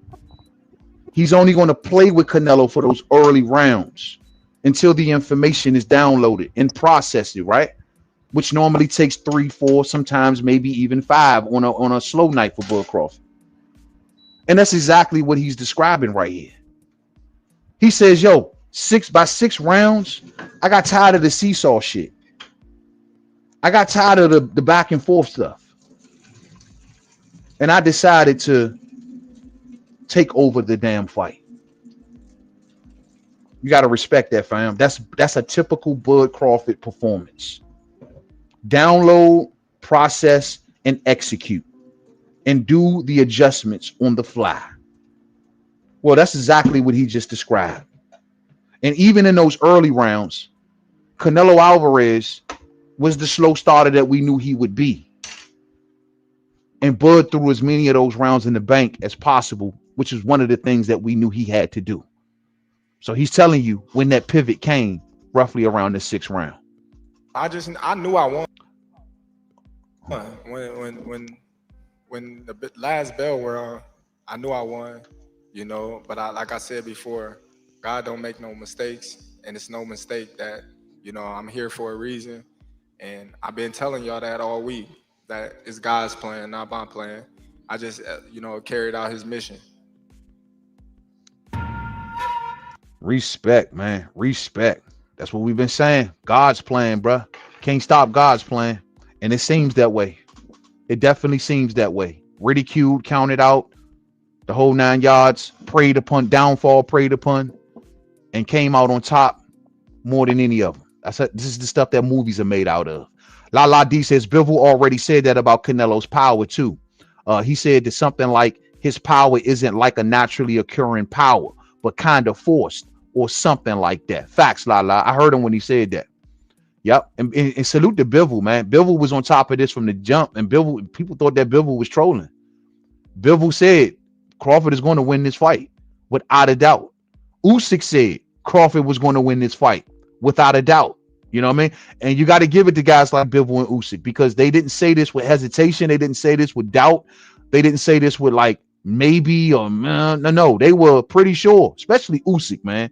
He was hands down pretty sure that Crawford was going to win. Oleksandr Usyk before this fight said Crawford was the best fighter on the planet. Not me, Crawford. Those are the words of Usyk. And we all know what a master boxer that Oleksandr Usyk is. For him to say, I'm not the best, it's Terence Crawford. And you had fans sitting around scratching their head like, why would he say that? You crazy. Crawford is all right, but he ain't that good. Well, you saw what you saw last night. Now you see why Usyk said what he said. Now you see why guys like Mainman over the years has been saying that the guy's special. Now y'all all see. Shouldn't be no more doubt out there, man. Shouldn't be no more doubt. Our Booker says, I heard somebody knocking his resume earlier today. Man, they just jokes. Y'all got to understand, bro. We got a lot of clowns in boxing talk. A lot. They got nothing. Bud's resume is solid. Solid. Number 1 pound for pound, multiple division. This is the only cat in box that's wiping out, like that, moved up 2 classes and wiped out an undisputed champion, and people still out here with questions. That ain't nothing but sheer hate. It's not boxing fan curiosity. It's not, well, maybe this or maybe. It's hate. It's, I can't get it. I can't get him on this, so let me try to get him on that. I can't get him on that, so let me try to get him on this. If I can't get him on this, then what about that? Like Martin told Tommy Davidson, I thought I had your ass. That's all they want is your gotcha moment. They are in the gotcha moment for Bud Crawford. His entire career has absolutely never came. It's to the point now that it's entertaining. It's entertaining to see how many people constantly keep getting it wrong at this point. And they just want to get it right so bad. And I guarantee you, if one of them ever got it right, they will forget about the 395,000 times that they were wrong. Act like that one time that they were right was everything, fight fans. Like I always say to y'all, man, keep these clowns away from us. Keep the air clean. You know what I'm saying? Real spill, fight fans. We love the fight game over here, and we appreciate our warriors and the heroes of the game. You know what I mean? We ain't always got to give credit to guys like the Tank Davises of the world because of their numbers. No. Some of us still got a lot of traditional boxing sentiment in us, and we love to see when great fighters overcome, lead by example, like Bud Crawford does with a lot of the younger fighters like Shakur and Keyshawn, and even Devin. Devin is like, damn, I fucks with Bud hard. I look up to what Bud is doing. These are the guys that need to be celebrated. You know what I'm saying? Evil is going to try to come against these type of guys, but they got to prevail. You know what I mean? Even guys like I said before, what a fighter like Oleksandr Usyk, for example, I can sit here and tell you I wasn't always on board with Oleksandr Usyk in the early days. I used to be like, yo, I hope somebody beat him because, you know, he doesn't do anything for the sport, and boom, boom, boom, boom, boom, and he just run home to the Ukraine after his fights. But since then, watching Oleksandr Usyk, seeing him put on the clinics that he's been putting on. Well, a long time ago, I already came out and told her that fool took my respect. Took it. I can't do nothing but respect him. I would love to be giving that to my man Deontay Wilder. But Usyk is so damn good where I'm forced to sit down humbled and say, nah, this fool is good, bro. This fool he's up there. He's up there. He took my man, give me that shit. You ain't got it. I'm taking your shit. I'm roughing your respect off. I love it. And those are the kind of fighters that I rock with. You know what I'm saying? Guys like that. So we're going to just listen to a little bit more Bud, and we're going to get ready to wrap this one on up and go over to listen to a little bit of Canelo, and then we move forward. You know what I'm saying? I didn't even realize it was still playing. So let's see where we left off at. On your victory, with the way you beat Canelo tonight, Spence a couple of years ago, everyone is going to start making comparisons with your legacy to Floyd Mayweather. How do you feel you compare with Floyd with the resume you have now?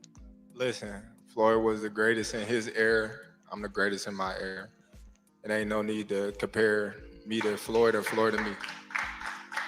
You talk the talk and you sure walk the walk.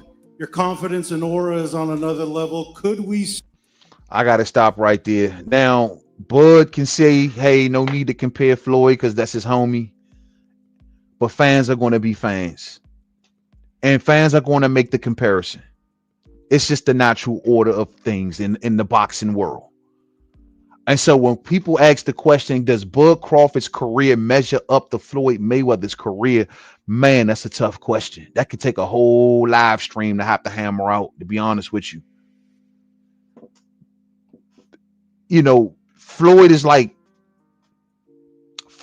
Michael Jackson to a certain degree. Michael Jackson had like multiple singing careers. Like people always get hung up on the solo Mike, and when he became Thriller Mike and all that, but let's not forget he was Mike from Jackson 5. That's two different eras, two different like versions of the man, you know what I'm saying? And in Floyd's case, it's the same way. Of course, we got Pretty Boy and we got Money. And it's like, this is not the question of who would win against these two fighters. That's a separate question. This is a question of, is his legacy better than Floyd Mayweather's legacy? Floyd beat what, 22 world champions? And then people would consider the caliber of the champions that Floyd beat. And they would look back and they say, man, he beat some hella good champions, man. I think that Corrales is a bit overrated. That's just me. Oh, man, how you say that? I just think that he's overrated. I'm sorry. I think he's overrated. I mean, what he did the Winky Wrights of the world. I mean, is the Winky Wrights in the Chop Chops and the Zabs? Are these guys so much more levels above the Postals, the Lundys, the Ndongos? This is going to take a stream, bro. I think that I might got to park a day this coming week, and I got to sit this and put this on paper. I don't want to make a rush to judgment answer on this, whether Crawford's career is better than Floyd's, because that's something that you got to really parse. You can't answer that in 2 minutes. You don't want to answer that emotionally, because these are two perennial dudes, and perhaps our two biggest fighters of the two previous eras. And it's like, Floyd ain't never been undisputed. You can say that Bud beat Canelo, but so did Floyd. However, Floyd beat a young Canelo and Bud beat a seasoned Canelo. You can say, well, you know what?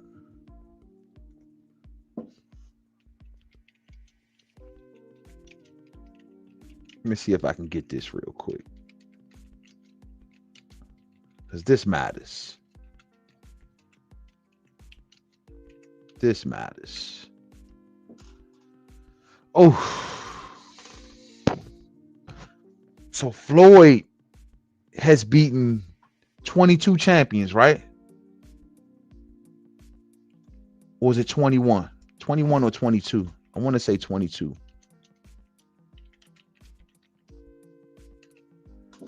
23. I'm sorry, 23. Okay, so Floyd beat 23 world champions and Bud only beat 13. But however, Floyd ain't never been undisputed. The level of competition, I don't know. Like I said, I got to put this on paper. I can't, off the top of my head, say that Floyd's level of competition was so off the chain compared to Terence Crawford's. Maidana was tough, but Maidana is not the A or B all. You feel what I'm saying? It's just like what leans in Floyd's direction is the fact he got 23 of them joints. 23 champions, bro. That's big. That's huge. And Bud ain't even got 20.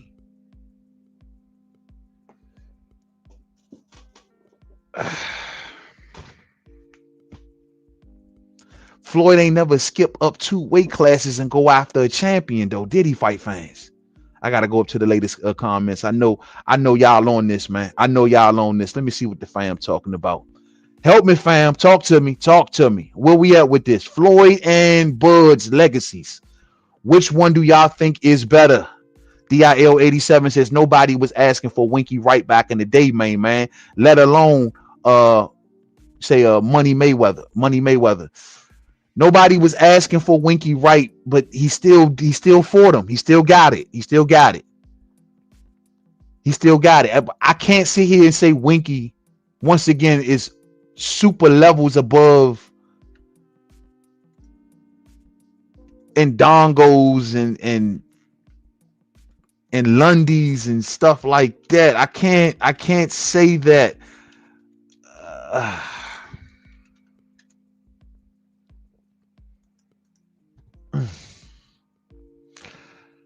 This is going to be a topic of debate. I can already see it coming, fam. This is going to be something that the boxing community is going to wrestle with.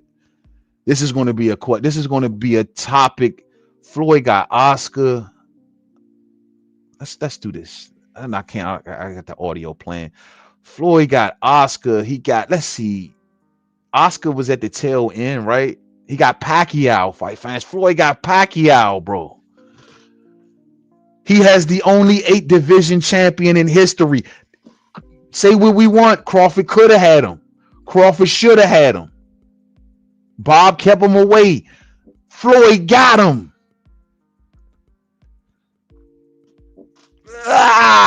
Oh man, Floyd got Pacquiao, man. He got Pacquiao. He got Oscar.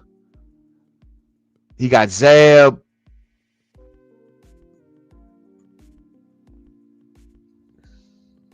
To be real, I mean, if we being bro, I don't know, bro. I get it. He got 23 world champions, but dog, a lot of these dudes, history ain't judged very well. I don't know, man. Carlos Hernandez, Castillo. I got respect for Castillo. Some say Castillo beat Floyd.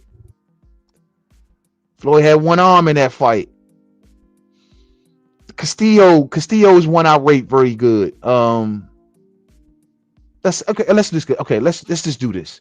The top wins of Floyd Mayweather's career, in my opinion. Castillo,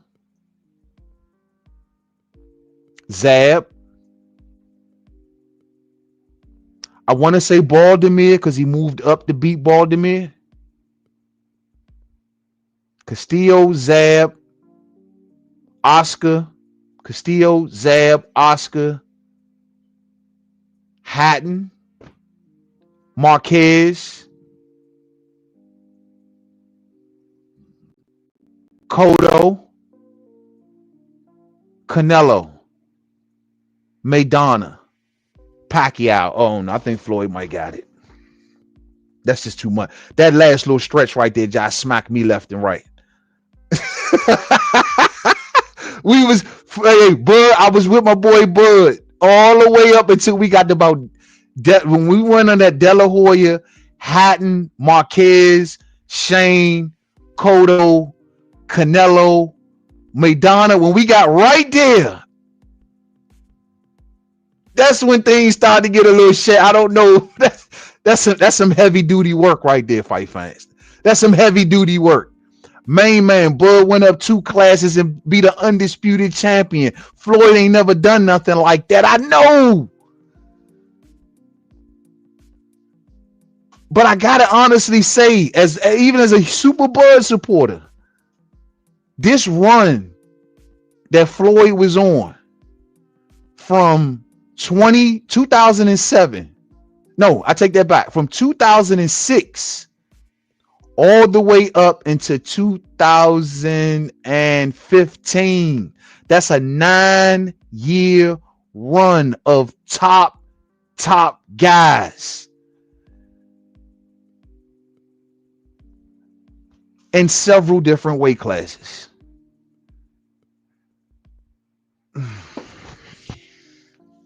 I think Bud might fall just a little short. This ain't the question of whether he beats Floyd. This is legacy versus legacy. That 9-year run, look, anyone that looks at this, fight fans, that 9-year run from Floyd, that might just be, you can't get past that shit, bro. Like, that's gonna be tough to get past. But he don't got a 9-year run like that, man. Not like that, bro. And that 9-year run I'm talking about, once again, fight fans, Zab Zuda, Baldomir, De La Hoya, Ricky Hatton, Juan Manuel Marquez, Sugar Shane Mosley, Victor Ortiz, Miguel Cotto, Robert Guerrero, Canelo Alvarez, Marcos Maidana, Manny Pacquiao.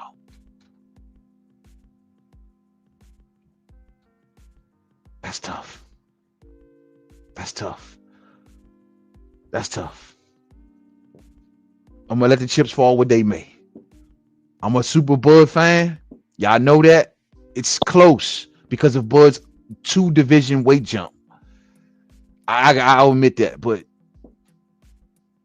I don't know, bro. That one is very tough. Floyd didn't want to go to middleweight to face Triple G. Floyd has the better resume, and he's got a lot of Hall of Famers. He do. Bud beat people so effing bad that he never had a rematch all US in KOs. That's true. Marcos Maidana made it close with Floyd. They had to run it back. Castillo made it close with Floyd. They had to run it back. That's very true. Bud don't got no close calls like that.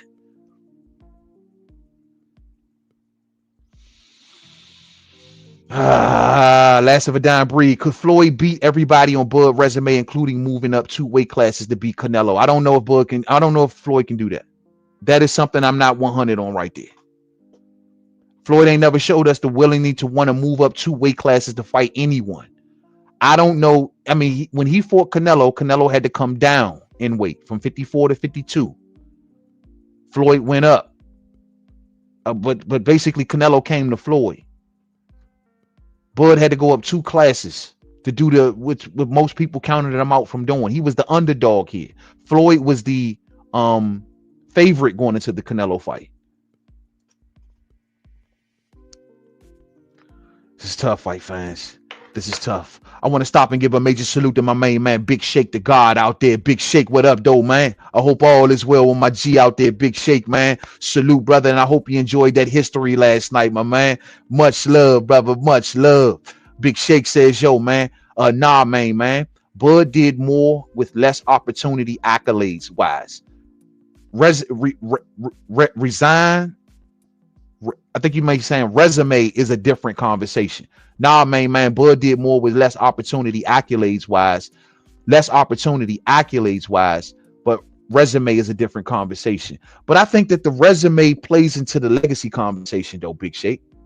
Like we can't have a legacy conversation without having the resume conversation. That's why I wanted to point out early on that what Floyd did on his resume is somewhat on par to what Bud has done as far as the level of competition. Like I said, y'all may rate a lot of the guys that Floyd has faced over the years as higher than y'all I would. Guys like Sean Bay Mitchell, guys like Arturo Gotti, guys like Chop Chop Corley, guys like Carlos Hernandez, you know, Emmanuel Augustus. Like I don't put these guys so far ahead of the guys that Bud was fighting, say down at 35 and 40. That's kind of somewhat on par.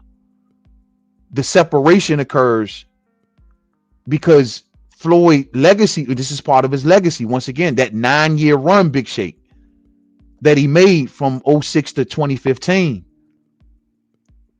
That's part of the legacy. That's why Floyd is Floyd, because of that 9-year run. And I guess it's like you, I guess what you're saying is the reason that we would give it to Bud is because of accolades and accomplishment, and he didn't have nearly as many opportunities as Floyd to get, say, that 9-year run, man. But if Bud may have had the same opportunities, then he would have been right there on this with that same 9-year run. But do we say on the other side that if Floyd was presented with a situation to go up 2 weight classes to fight somebody, would he have done it like Bud did it? And that answer, I can't say he would. I would agree and say that, yeah, if Bud would have had the opportunities like Floyd had, yeah, he would have ran a great run the same way, I believe. But that's just, I don't have that though. I just don't got it. I would say, yeah, if the circumstances were the same, all of those cats that perhaps Bud beat during that 9-year run, I think Bud beats. But it's just still but that's what he has. That's his claim to the throne. And Bud's claim is what I've done accolade wise. Lord have mercy. It's all still part of the same conversation of legacy, resume, and accolades. The question is, in Floyd and Crawford's case, which one do you put the most weight in? Into Floyd's resume or into Terence Bud Crawford's accolades? I guess that's what it, but it's still all part of the same conversation, and that makes the conversation a brain scratcher. You know what I'm saying? That's what makes it that's what's gonna make fight fans kind of duel over this for a while, because it's like the Bud folks are gonna say, yo, well, Floyd has never done anything like this or would have done nothing like this. But then Floyd's folks were gonna say, yeah, but look at who he beat and look at his run. And that's going to come to a clash. Which side do you lean on out there, fight fans? Bud's accolades or Floyd's resume? And even in the resume talk, you have to remember, Bud now can have that conversation with Floyd. Yeah, I don't got 23 world champions, but the guys you beat wasn't much far off from some of the guys that I beat. Is Luis Castillo that far off from Huey Yorkis Gamboa back then?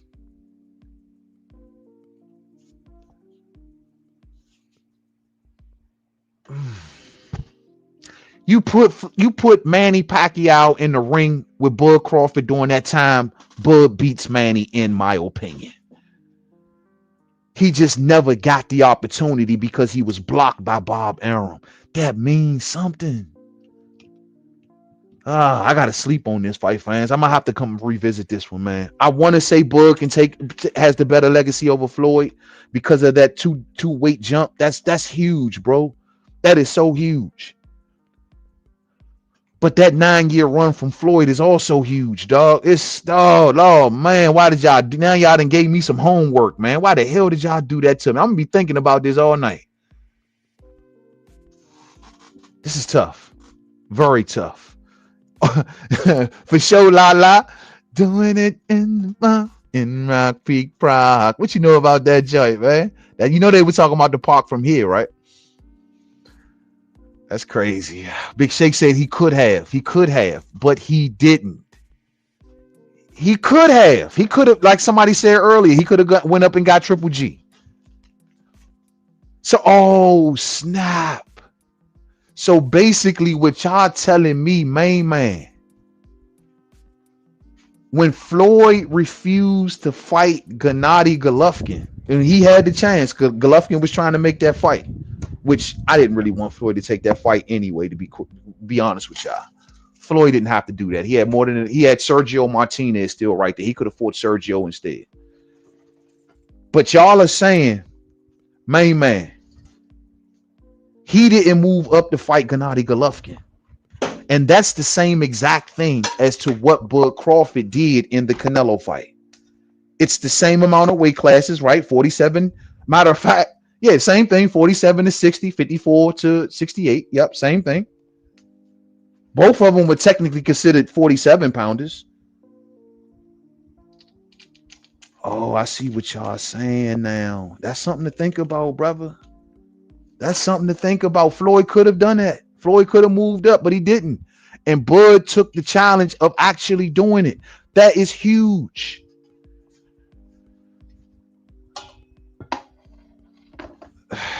But the only thing that sits with me with that argument is we can't go off of what ifs. We can't go off of what ifs, y'all. We got to go off what actually happened.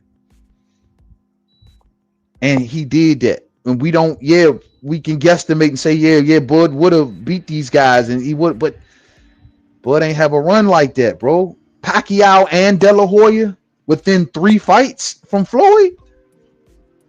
Main man, Pacquiao was at the end. Main man, De La Hoya was at the end. We can't do that though, bro. We can't do that. We can't do that, man. Because they'll make that same. They can't say that about Canelo. You can't say that Bud is fighting Canelo at the end because Canelo just won a belt. Man, I'm gonna have to sleep on this one, fight fans. But I'm gonna be real. Where I'm leaning right now, I'm leaning towards Floyd's legacy. Maybe after I think a little bit harder about this, maybe we can go somewhere else with it. But I can honestly say I'm leaning that 9-year run, bro. I get what y'all saying. Floyd could have did the Triple G thing. But I mean, I can't say I can hold that forever against. Yeah, but Bud did it, right? It's tough. I think I'm leaning Floyd, though. I think I'm leaning. I'm not 100. I'm not 100, but I may have to lean towards Floyd. Look at that welterweight run, though, and people talk about that. But in reality, it's minus Keith and Danny, and look where they are at. That's true. You know what I mean? That's true. And once again, it's not to say that if Bud would have had a great welterweight run, that he wouldn't have beat all of those guys. He would have beat all of those dudes. But we just, once again, got to go what happened. He would have beat Keith. He would have beat Danny. He would have beat the people that Floyd beat, in my opinion. But we got to go by what happened. So, I don't know, man. That's tough, man. See, a run as a light heavyweight. Nah, we ain't going up that much. Now, would you consider going back down to 154 and face Jaron Ennis, the guy who prepared Canelo Alvarez for this fight? Nope. I ain't going down 154. Terence, obviously it was a great show today. All right, so there it is right there, fight fans. Terence Bud Crawford letting it be known he is not going back down to 154 pounds. He says no to the Jaron Boots in his fight. No, hey, y'all know we talked about this last night. Oh well, too bad, so sad. Not gonna lose no sleep over that. Jaron Boots Ennis dug his own grave with this one, and he know he did. Jaron Ennis or no one from Ennis's team or camp should have anything to say about this answer.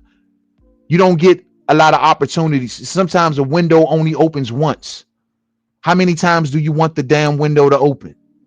You didn't push the button to become Bud's mandatory. You decided not to do that. You decided to skip sanctioning bodies. You decided to turn down the BLK Prime situation. You decided to stay loyal to Showtime. You decided to have Bud Crawford stripped while Bud Crawford was contractually obligated to give Earl Spence Jr. a rematch. And now on top of all of that, you decide to go over there and help Canelo Alvarez in a fight like this. And so now Bud Crawford's got to be looking at Boots, and it's like, what the hell am I going to do him that favor for? Even if y'all might want to say passing of the torch, main man, which we all believe in. But why would Bud want to try to pass the torch to him? Someone that's tried to hinder him. Bud's way of passing the torch, from what it's looking like, is going to be one or two ways. If some miracle happened and he get the Virgil Ortiz fight, which Virgil is a youngster, maybe he could pass the torch to Virgil. Or the tutelage that he gives to Keyshawn and Shakur.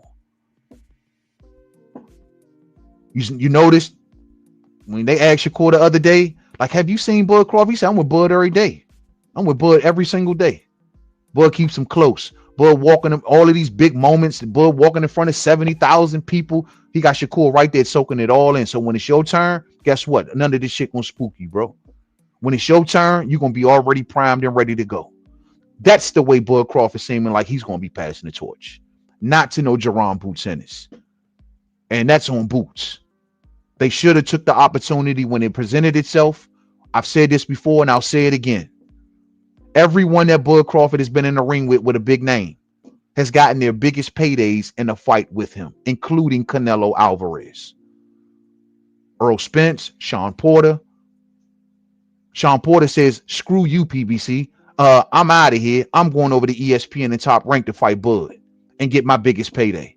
And then I'm retiring. And guess what? Danny, Keith, Boots, y'all could have got the same exact thing. And y'all screwed up. So now Bud Crawford says, I'm gone. Y'all on y'all own.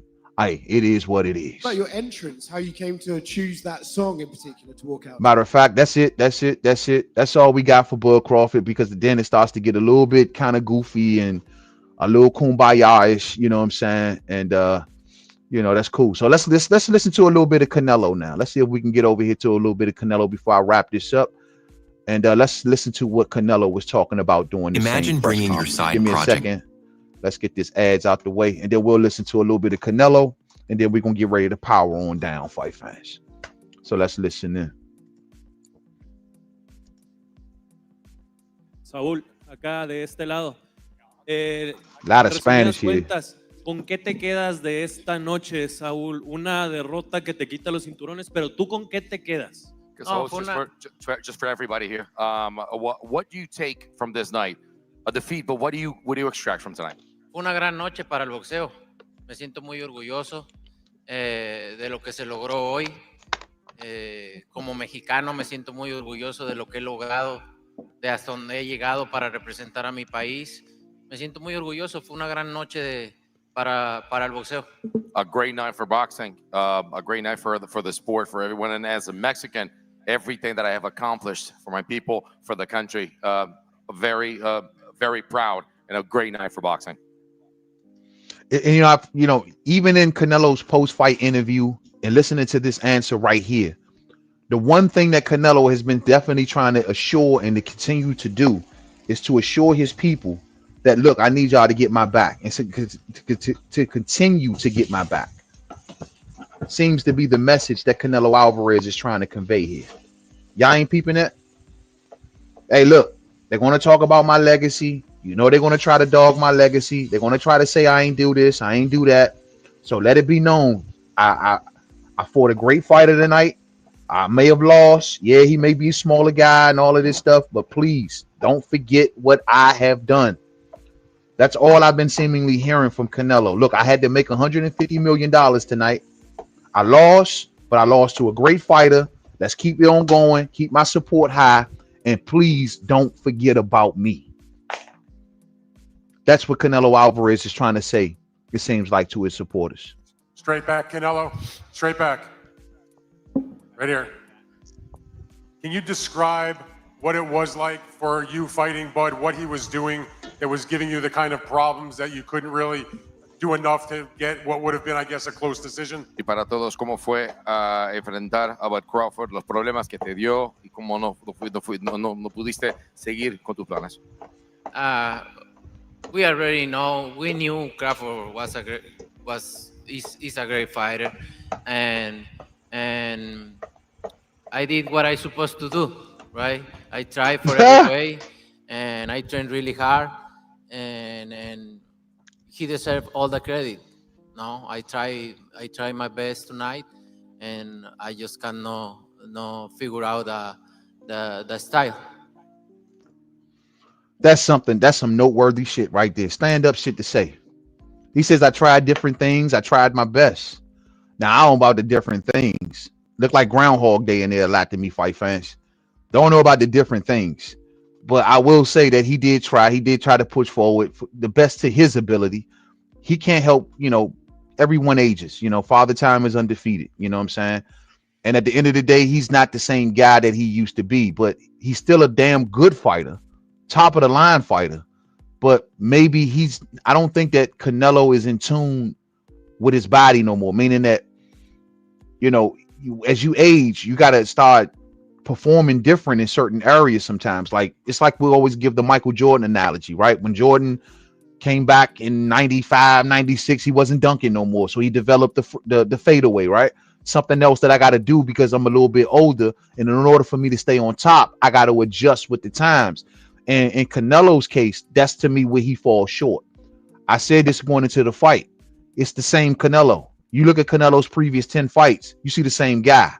The thing is that his opponent's reacting differently to what he's doing. But no, once you get a guy who's going to bottle up their emotions, stand firm on them, and just box with them and so on, it's going to expose them. And in Canelo's case, he never tried anything different because he got comfortable doing what he's been doing, and it's been working against these bigger guys. You know what I'm saying? Loading up on shots, letting them move around, tire themselves out, just inching forward, tight guard, not doing too much, just flicking out a hard shot when he get close. That stuff has been working. So he didn't have to change up on his last, 7, 8, 9, 10 fights. But he knows that, I can't get away with this with so many guys. Top guys are going to figure this shit out. A guy like Crawford, a guy like David Benavidez, I can't do this shit against them. I couldn't pull Crawford to some I thought I had him at a disadvantage, but I guess I didn't. You know what I mean? Canelo wins a lot of his fights on advantages, winning at the negotiating table. And in last night fights, well, he knows there's no excuse because I still had the advantages, but it's the same old me. I'm the same OG. I don't do anything different. I'm the same guy. And Bud got 3 coaches. That's 6 eyes to all see what Canelo Alverez is doing. Real spill. Was it something specific, the movement or his speed or power, or what? Was there something you could put your finger on that gave you the most trouble? Everything. Okay. Damn. He have everything. That fool said everything. Just one more. Canelo, it has been, I can't even know the number of years it's been since you've been without a world title. Even after you lost to Dimitri Bivol, you still were the super middleweight champion. It's been probably 10 years or whatever since you haven't had a title. Has it sunk in yet that for the first time in all that time, you're not a world champion? Can you repeat the question, please? Just that it's been so many years since you have not been a world champion. And so it's he's celebrating that shit. That for the first time in forever, you're not a world champion. No, I feel a champion no matter what. I win no matter what, and I still feel a champion. So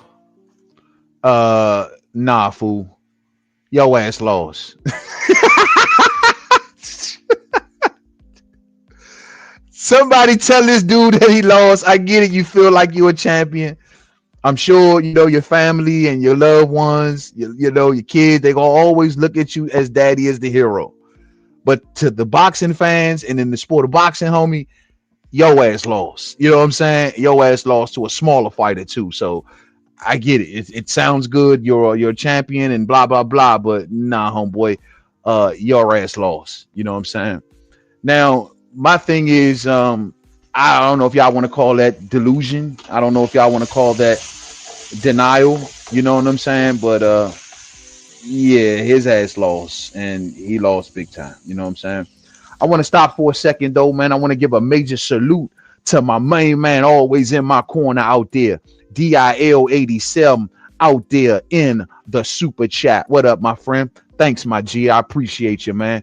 He says, yo, man, Bud is black row of this generation, the most blackballed, hated fighter, and he still accomplished all of this without the system backing him. Hold up. I'm glad you said that, brother. I'm glad you said that. Yes, absolutely, 100%. Last night's victory represented a victory over the system of boxing. Here's the deal, fight fans. This fool had the sanctioning bodies in there last night, right? Turkey out of sheet with the big plans. Look, Canelo Alverez, they asking him about these belts. The reason that Canelo ain't tripping, because you know how much money he gonna get to now save in his next couple of fights without all sanctioning fees. Canelo Alvarez don't give a damn about losing them belts. He's had belts. He ain't tripping off them belts. Remember, the William Skull belt, Turkey had to incentivize him to go after William Skull to get that belt back, to just so that him and Crawford fight can be undisputed. Canelo ain't tripping. Like, dog, now I ain't got all of these hands in my goddamn old pocket. You know what I'm saying? So Canelo just ain't tripping. But however, those sanctioning bodies are all sad-faced right now. They just lost their Canelo.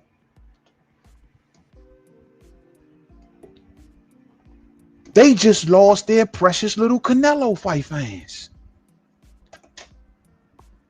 And Bud Crawford, what did he do? He said, Canelo, here, take your belts back, bro.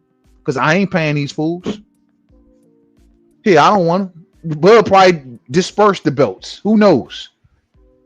I don't need all of these hands in my pocket neither. So the entire system had to sit back and watch their money man lose last night. All of them sanctioning fees flying away. They thought that they was going to have a hand in Canelo and Shiraz and Canelo and Eubank and oh yeah. And then listen, and I know Turkey probably cool with it too, because the Turkey may say, hey Canelo, I still want you to fight Hamza and Eubank and all of these guys and screw them belts. Now I ain't got to listen to their asses and you ain't got to listen to their asses. We could do what the hell we want.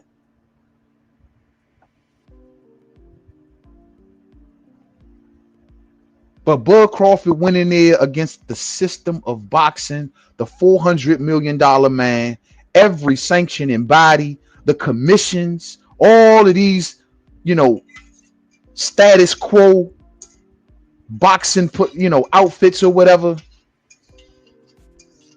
And they all had to sit back and see the kid from Omaha take their meal. Wow. That is huge right there, DIL87, man. You know how much I love not only just Bud's underdog story, bro, but just the simple fact and the sheer fact of the fact that he took down the same system that tried to prevent him from eating for so many years.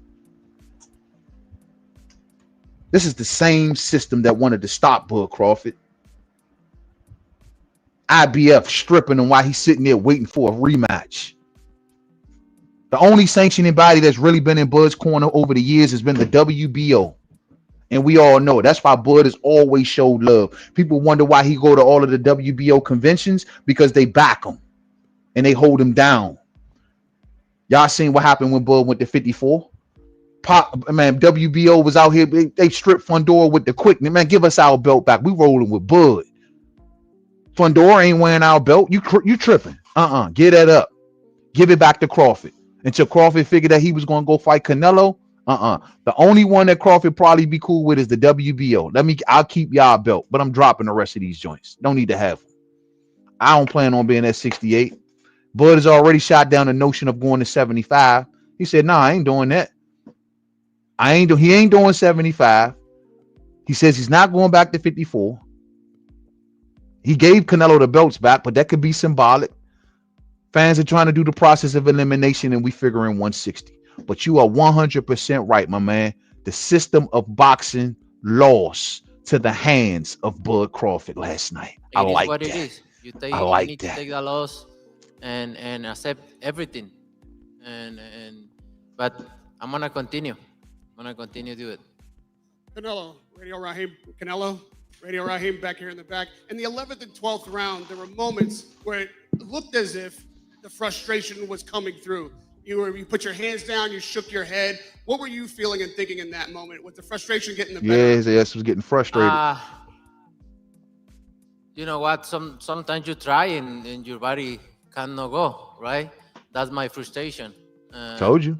Um, You try and your maybe I body can can't figure out go. Crawford, but my body cannot go anymore. So I try it, but my body just not let me go. And you need to accept it. And that's what I was just saying earlier. Canelo has never attempted to do other things, so he's just not in tune right with his body. He can't, he's been so stuck in the same groove, him and his body on two separate pages. So now at this point in his career, he's realizing, well, I got a guy in front of me that's very athletic and also putting off offense. I can't do certain things no more. That's the difference between good fighters and great fighters. As a great fighter ages, he makes sure to do certain things within his style that he knows his limitations and he knows what he can and can't do. And he knows how to execute at his older age. In Canelo's case, like I said, he fell in love doing the same 1-2 step for the last, however many years, and he just stayed there. And so he just think that you can't do that against everyone, small or not. You know what I mean? Skills pay the bills, bro, and you got to keep your tools sharp. That's it. Power was a big narrative in this fight.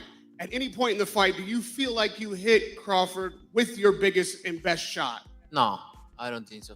I hit Crawford, but no clean shots, like with all my power. What do you feel like? That's because of Crawford's defense. He said I hit Crawford, but I couldn't hit him with a clean shot. That's because the D was so tight and the movement outside of the punches was so good. That's why you couldn't hit him with a clean shot. Bud had that hand up every time Canelo was going to the body. Bud had that arm tight to the body, catching them joints on the arms. Canelo would try to whip out a right hook. Boom, Bud would throw that shoulder out there, catching right on the shoulder. I mean, his reflexes. That's why I say he looked like the younger man last night. Between the reflexes, the response, the way he was responding to the things that Canelo was doing, his endurance, his power. He looked like the younger fighter in there last night. He's the older man.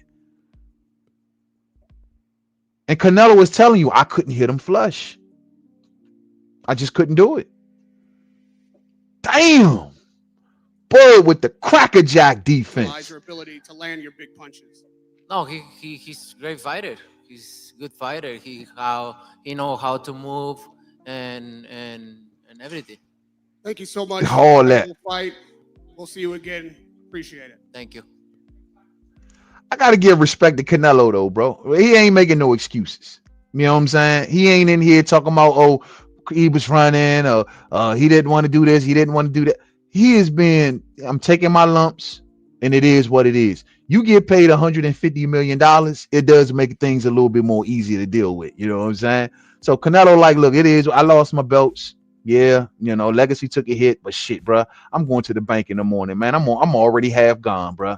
I'm half here, half gone. I'm in Aruba somewhere. So y'all, what else y'all got? Y'all ain't got nothing else for me? All right, I'm out of here.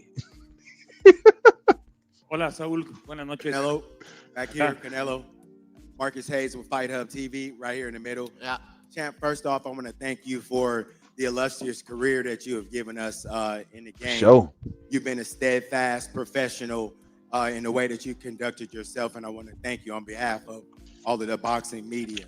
Thank you, sir. Number my two, pleasure. Champ, I wanted to ask you, this was a fight that we haven't seen from you before. We've never seen you have the sustained and prolonged frustration during the fight. Was there a point Mental in time where you edge. figured that this just wasn't going to be my night? And if you did, when did that happen? No, I never thought that. I always try. All the rounds I try, but you need to accept it, right? Sometimes you cannot go, and I try all the rounds. I never think about that because imagine So I cannot think in that way. But I try my best tonight. So think of it as like a TV ad. Wow. I mean, the man is trying to get the message across to everybody. Look, y'all asking these questions or was this? I did my best. The man is a great fighter.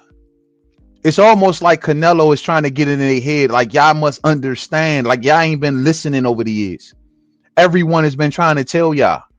He is a great fighter. Get that in your head. You know what I'm saying?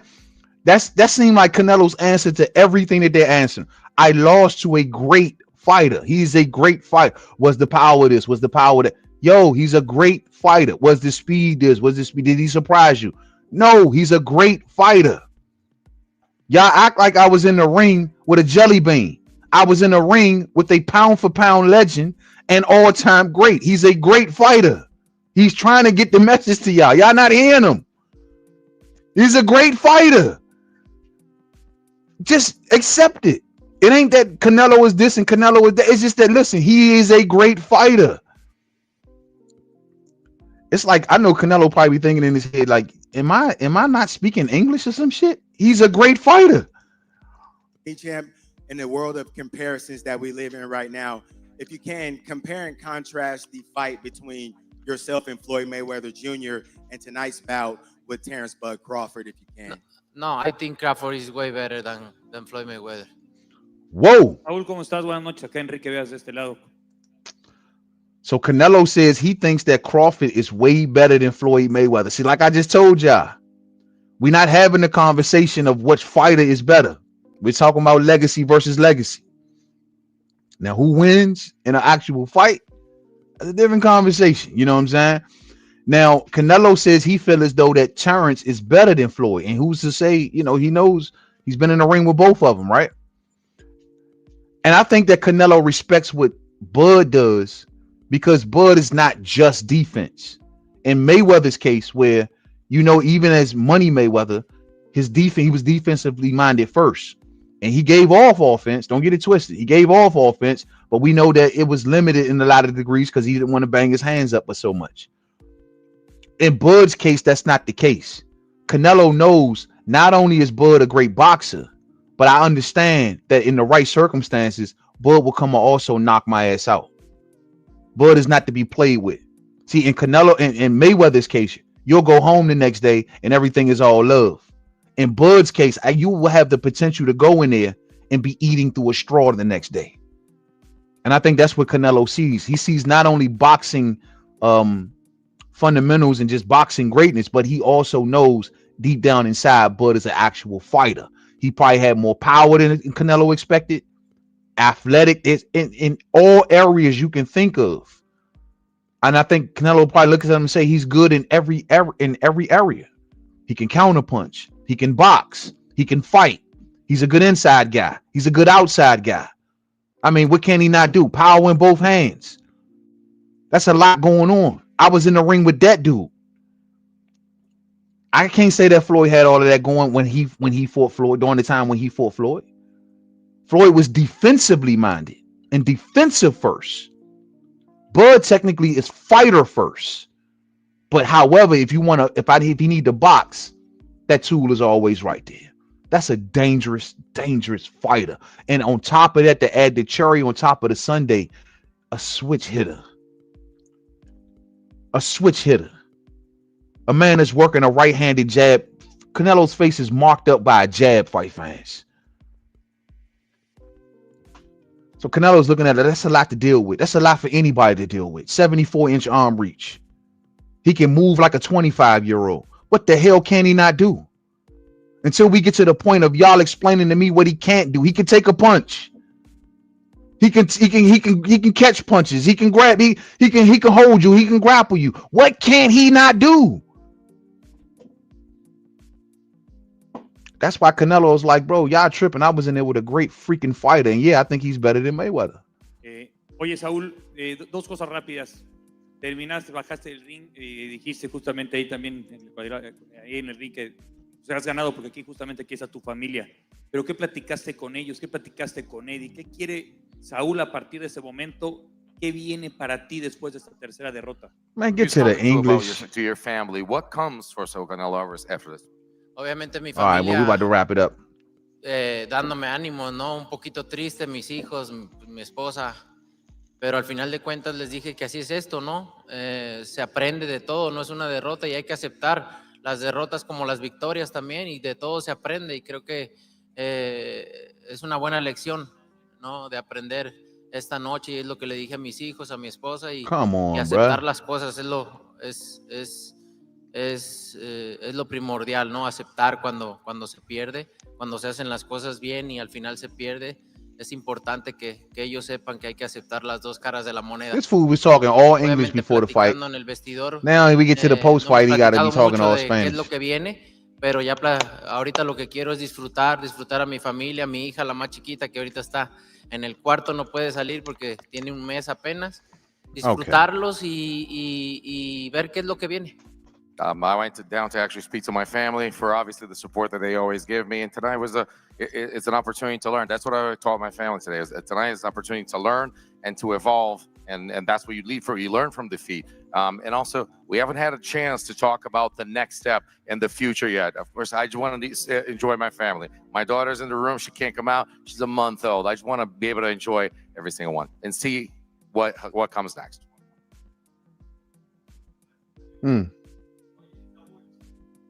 One more fight, fans. One more. Normally, when they start getting to the family questions, that's pretty much the wrap.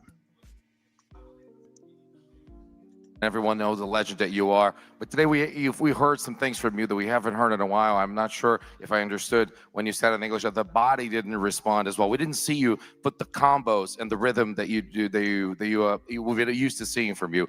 What do you think about in the future for something like this? Does that make you think? And does that make you think about maybe some opportunity for rematches against Crawford himself and others? All those things that stay there in the back. I don't want to see a rematch. You wanted to get rid of. Como lo dije, no, ahorita lo único que tengo en la cabeza es disfrutar a mi familia porque for this event and I appreciate you guys. Thank you so much, okay? So it looks as if that's all that Canelo is going to say. I think he just said a lot of family stuff towards the end there. And just to kind of, I guess, put a cherry on top of this Sunday right here as far as his family's talk is concerned. According to Canelo Alvarez, per his socials, this is the message that he just recently left on his Twitter account. And as hopefully everybody can see that right there. He says, and I'll read it for those who can't probably read that. It says that I feel very proud of everything that I've achieved so far. We always want to win, but I accept this defeat with humility and learning. I am very grateful to my team for all of the sacrifices we've made together over all of these years. I've already won. I know that's right. I already won because I have my family with me and millions of fans who have never stopped supporting me.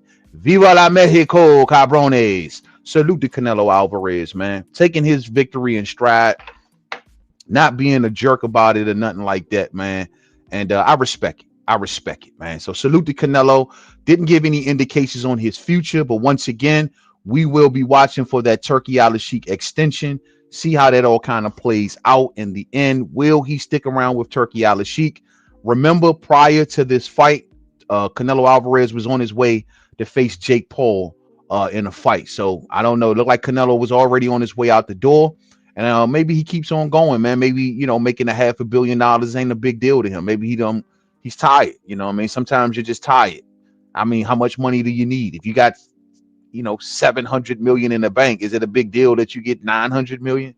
You know what I mean? So, you know, we'll see, man. As for Canelo, I honestly want to see him retire. I told y'all this before. I would prefer to see him retire than to be fed to Turkey's guys. You know what I'm saying? I would rather see him retire, walk off with the legacy that he does have now, and see how it measures up in the halls of history. That's what I would want to see from Canelo. Outside of that, go and fight David Benavidez. Maybe this is why, once again, Turkey Al-Sheikh is asking the question of, can Benavidez come to 68? But I take that. That's about it. You know what I mean? That's about it. And that's only because David deserves that fight. But outside of that, I would love to see Canelo Alvarez retire after this particular moment. A few comments, fight fans, and we're gonna get ready to wrap this one on up. You know what I'm saying? Sir Ken says, yo, last night was an epic example of the sweet science. Oh, absolutely. Absolutely. Just like the Spence fight was. I mean, we walked away from that fight, like Canelo just said, and learned. Seeing Bud Crawford clip Spence between punches, deal with an aggressive, bigger man like that, and then to turn around and see the fundamental defense and that jab from last night, taking the left hook off the table, turning that fight midway through that fight and just running off with it, man. Pure, fundamental, great sweet science style fighting last night. You know what I'm saying? DIL says he has Mexican fans, the president, the cartel, Ancho Villa, sanctioning bodies, 400 million fat contract, face of boxing judges, Vegas, everybody. Bud fought against all of this and left no doubt. No conspiracy theories today. No, oh, they robbed Canelo. Turkey was in Bud's corner. None of that. No one can say nothing except Bud just put on a masterful performance and took down the entire system of boxing. That is facts, man. That is facts. Terence Bud Crawford left Bob Arum and bet on himself. As of today, he is the man. Man, that got to be a proud feeling right there, dog. To bet on yourself like that and to still come out on top. And then to think he got all of those kids that's going to look up to that. They got to be proud of their daddy right about now. Real talk, man. If it wasn't not for Turkey putting up the money, we boxing fans would never have found out how great that Bud is. Salute to Turkey, man. I just didn't want Turkey to rob my boy Bud, but salute to Turkey Al-Sheikh, bro. He was the angel, if you will, that Bud Crawford needed. You know what I'm saying? He really was. He's been the angel that Bud Crawford needs. He's been there to open those doors for Bud Crawford, the doors that, like I said, boxing would have loved to close and nailed shut. But Turkey was the angel that came from out of those clouds, man. And he came down here and he made it all possible back in Bud Crawford. And he stood true to his word. Salute to Turkey Al-Sheikh, man. Real spill. Salute to Turkey Al-Sheikh. Canelo can't even establish a jab. Yeah, Canelo's jab was non-existent last night. Speaking of which, I'm glad you said that before we get out of here, man. Canelo's jab was done, dog. Like, he couldn't do it because Bud was keeping that range and distance. Keeping that pesky looking jab in his face. He couldn't do nothing, man. And so for those who didn't see it, we got the let's see here. Where's it at? We got where's it at? We got the CompuBox numbers. It's not that. Well, I have the CompuBox numbers, but I can't seem to figure out exactly which tab it is. Got so many tabs open. We may just take a chill on it, man. I could just tell y'all right now, man. Yeah, the jab department wasn't too friendly for Canelo Alverez. I'll just kind of read it right off the screen right here. And according to the recent CompuBox stats, Canelo Alverez in the jab department landed 16 jabs, fight fans, through a 12-round fight. 16 jabs, 2 of them to the body. 16 out of 78 jabs thrown. And get this, Terence Bud Crawford landing 45 out of 326 jabs thrown. Man, he quadrupled the amount of jabs that Canelo Alvarez threw and landed over double the amount of jabs that Canelo Alvarez landed. So Bud Crawford's jab was the main punch that won last night's fight. Fundamental, a right-handed jab, one of the most dangerous things in the sport of boxing to have as a switch hitter. That right-handed jab, fight fans. Something that we brought out a few years ago. A lot of people would never talk about that with Bud Crawford until we start bringing it up about him and Earl Spence Jr. You know what I'm saying? And to all of the Bud fans out there, to all of the Bud supporters, y'all won again. I'm talking about the real ones. Y'all know how I feel about this. There's a lot of fakes, frauds, posers, and posters out there supposing to be Bud fans all of a sudden. Where were these guys a couple years ago, right? Now, everyone is a Bud fan, and I'm cool with it. Like I said before, at the end of the day, long as Bud Crawford is getting his flowers, but we know that I'd say half of the guys that's out here talking about Bud are frauds. These were guys that were not Bud Crawford fans. These were guys that helped put Bud Crawford in the mud. But when their guy didn't pan out, all of a sudden the switcherooski came. So to those who have been riding with Bud Crawford since day one, since the Ricky Burns, since the Gamboa days, since Bud with the braids, you know what I'm saying? Rolling with the brother through thick and thin, not abandoning ship when it wasn't so popular to be a Bud Crawford fan. When Mainman was looking for allies left and right, who was going to stand with me in defense of Bud Crawford? And I couldn't find nobody during those days. Now everyone is a Bud Crawford fan, whatever, cuz. As long as the man is getting his flowers, that's all that matters. But to the real ones that's been down from day one, salute to y'all. Our guy made it all the way to the ship, just like we said that he would. And now he is the king of boxing. Real spill. So at this time, fight fans, whatever Bud Crawford does for the rest of his career, it is what it is. It's already written, and it can't be undone. It's over. Thumbs up on the way out if you did not hit it on the way in. Share. Rock those bells, man. Much love. Yeah, enjoy your family, Bud. Enjoy your family. Salute the Mama Crawford. Salute the Mama Crawford for making such a junkyard dog like that, man. You put thunder and lightning in that dude, man. Salute the Mama Crawford, because your raising did that. Your raising did that. You raised a thunderbolt thrower. You know what I'm saying? Real spill. Lala says, I'm just going to wait a few more days before I give Canelo props. Sometimes after a few days, they start talking ish, making excuses. That's a good point, Lala. That's a really, really good point. You know how these fans get sometimes. Now that all of the kumbaya moments is over, here come the conspiracy theories. Don't be surprised sometime this week, fight fans. Y'all gonna see somebody with a video out there slowing it down in slow motion, putting the magnifying glass up to times 50. Did y'all see that right there on Bud's socks? Huh? Did you see that? Why is his socks glittering? Why does he got glitter on his socks? Make that make sense, fight fans. See, the reason he has glitter on his socks is because of the snacks. It's the snacks that's doing it. I'm telling y'all, he's a cheater. I expect some videos, I'm sure that's going to be lingering out there in the Twilight Zone some damn where talking about shit like that. And it's going to be slowed down too, fight fans, in slow motion. With a big red arrow pointing to nothing. You know what I'm saying? That's how they going to do it, fight fans. They're going to put a big red arrow, you know what I'm saying? Fool's going to have a red arrow pointing to a piece of glitter on Bud's socks as the thumbnail and shit. You know what I mean? Expect for that to be happening, man, all day. But this thing is now wrapped up over here. We will make more videos throughout this week. Just dealing with a little bit more of the aftermath. You know what I'm saying? Me, talking some ish to the Canelo fans. It ain't over yet, Canelo fans. I'm gonna have my fun this week. When we come on back here for the next episode of We Talking Boxing, we'll dress it back up then. But I'm gonna have a little fun for the next couple videos. The next big fight card to watch out for, fight fans, will be, once we move beyond these moments, we'll be heading into the David Benavidez and Anthony Yarde card situation, that whole entire card. Also, Devin Haney and Brian Norman is on there. So that's where we're headed to next, once we put the final bow on Canelo and Crawford, which will more than likely be within a couple days. Man, we've been talking about Terence Crawford here on the channel for a month straight. I got to admit, fam, and I'm a big Crawford fan, but I'm Crawford out. You know what I'm saying?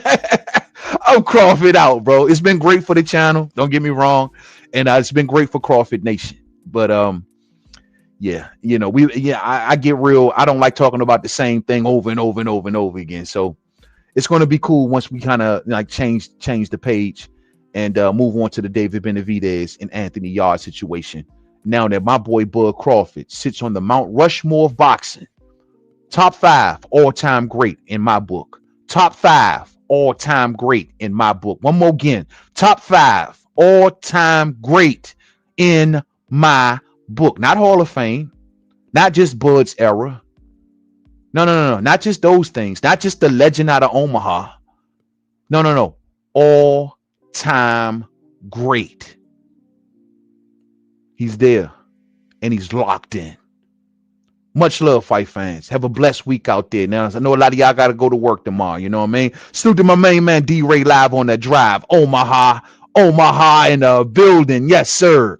Keisha says, I don't blame Bud. Blame Bud. Pass it to your little brother. That's right, bro. Pass it to Shakur. He's up next. I like that. So I want to say, man, y'all got to go to work tomorrow, right? So this is what y'all going to do. You're going to go to work tomorrow. Your boss is going to say, why are you walking into this dang job 2 hours late? You're going to say, you know what I had to do last night, boss? I had to listen to Mainman Mademan give a epic post-fight aftermath review live stream last night. I had to do that. And I had to watch my main man, Bud Crawford, make history this weekend. Don't bring me down to your damn low vibes. This is how this is going to go. Until you bring the robots up in here, you need me. This company runs on my sweat, on my back. So I don't want to hear nothing. I come in here what I want to do. You know what I'm saying? At the end of the day, just be happy that I came here. And please don't you ever forget the keys to the company car. Have a blessed week out there, fight fans. Keep your third eyes open for the next episode of Boxing and Beyond in the AM. We'll be taking it a little bit deeper outside of the fight game. A new episode should be coming on within the next day or so. Have a blessed one, and I see y'all on the next one, man. To the next one. Salute to Bud Crawford. To the next one, fam bam. Peace out.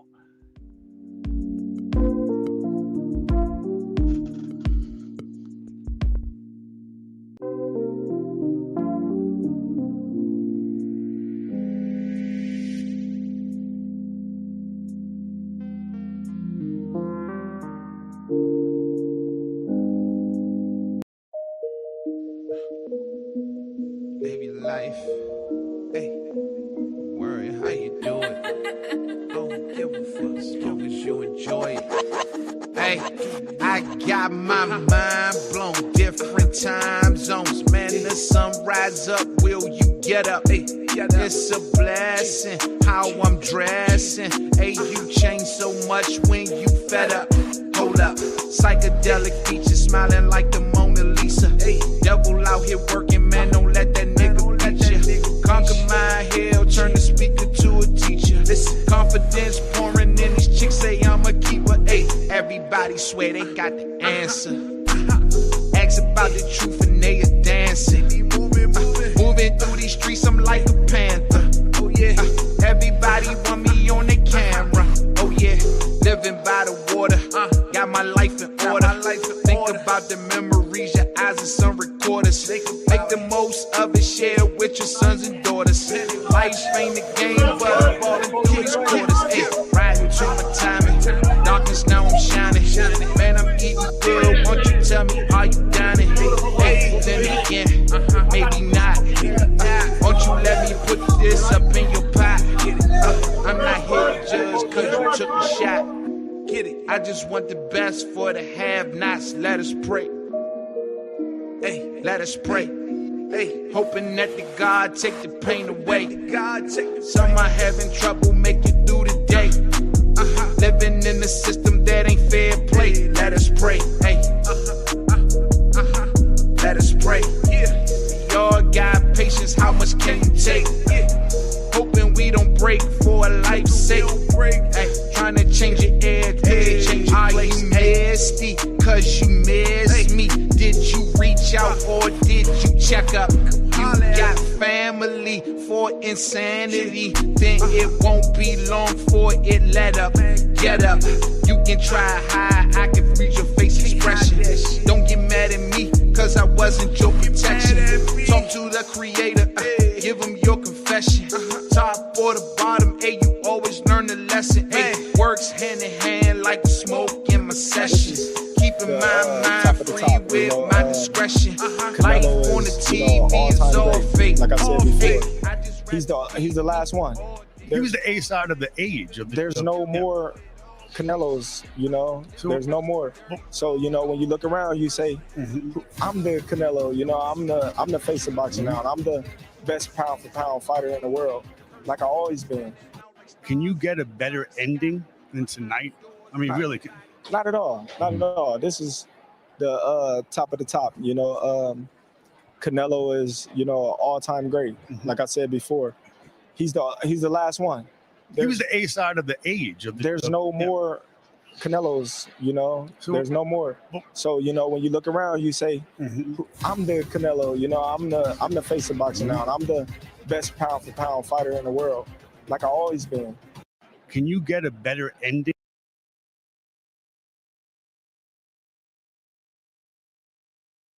Try to change your place, let us pray.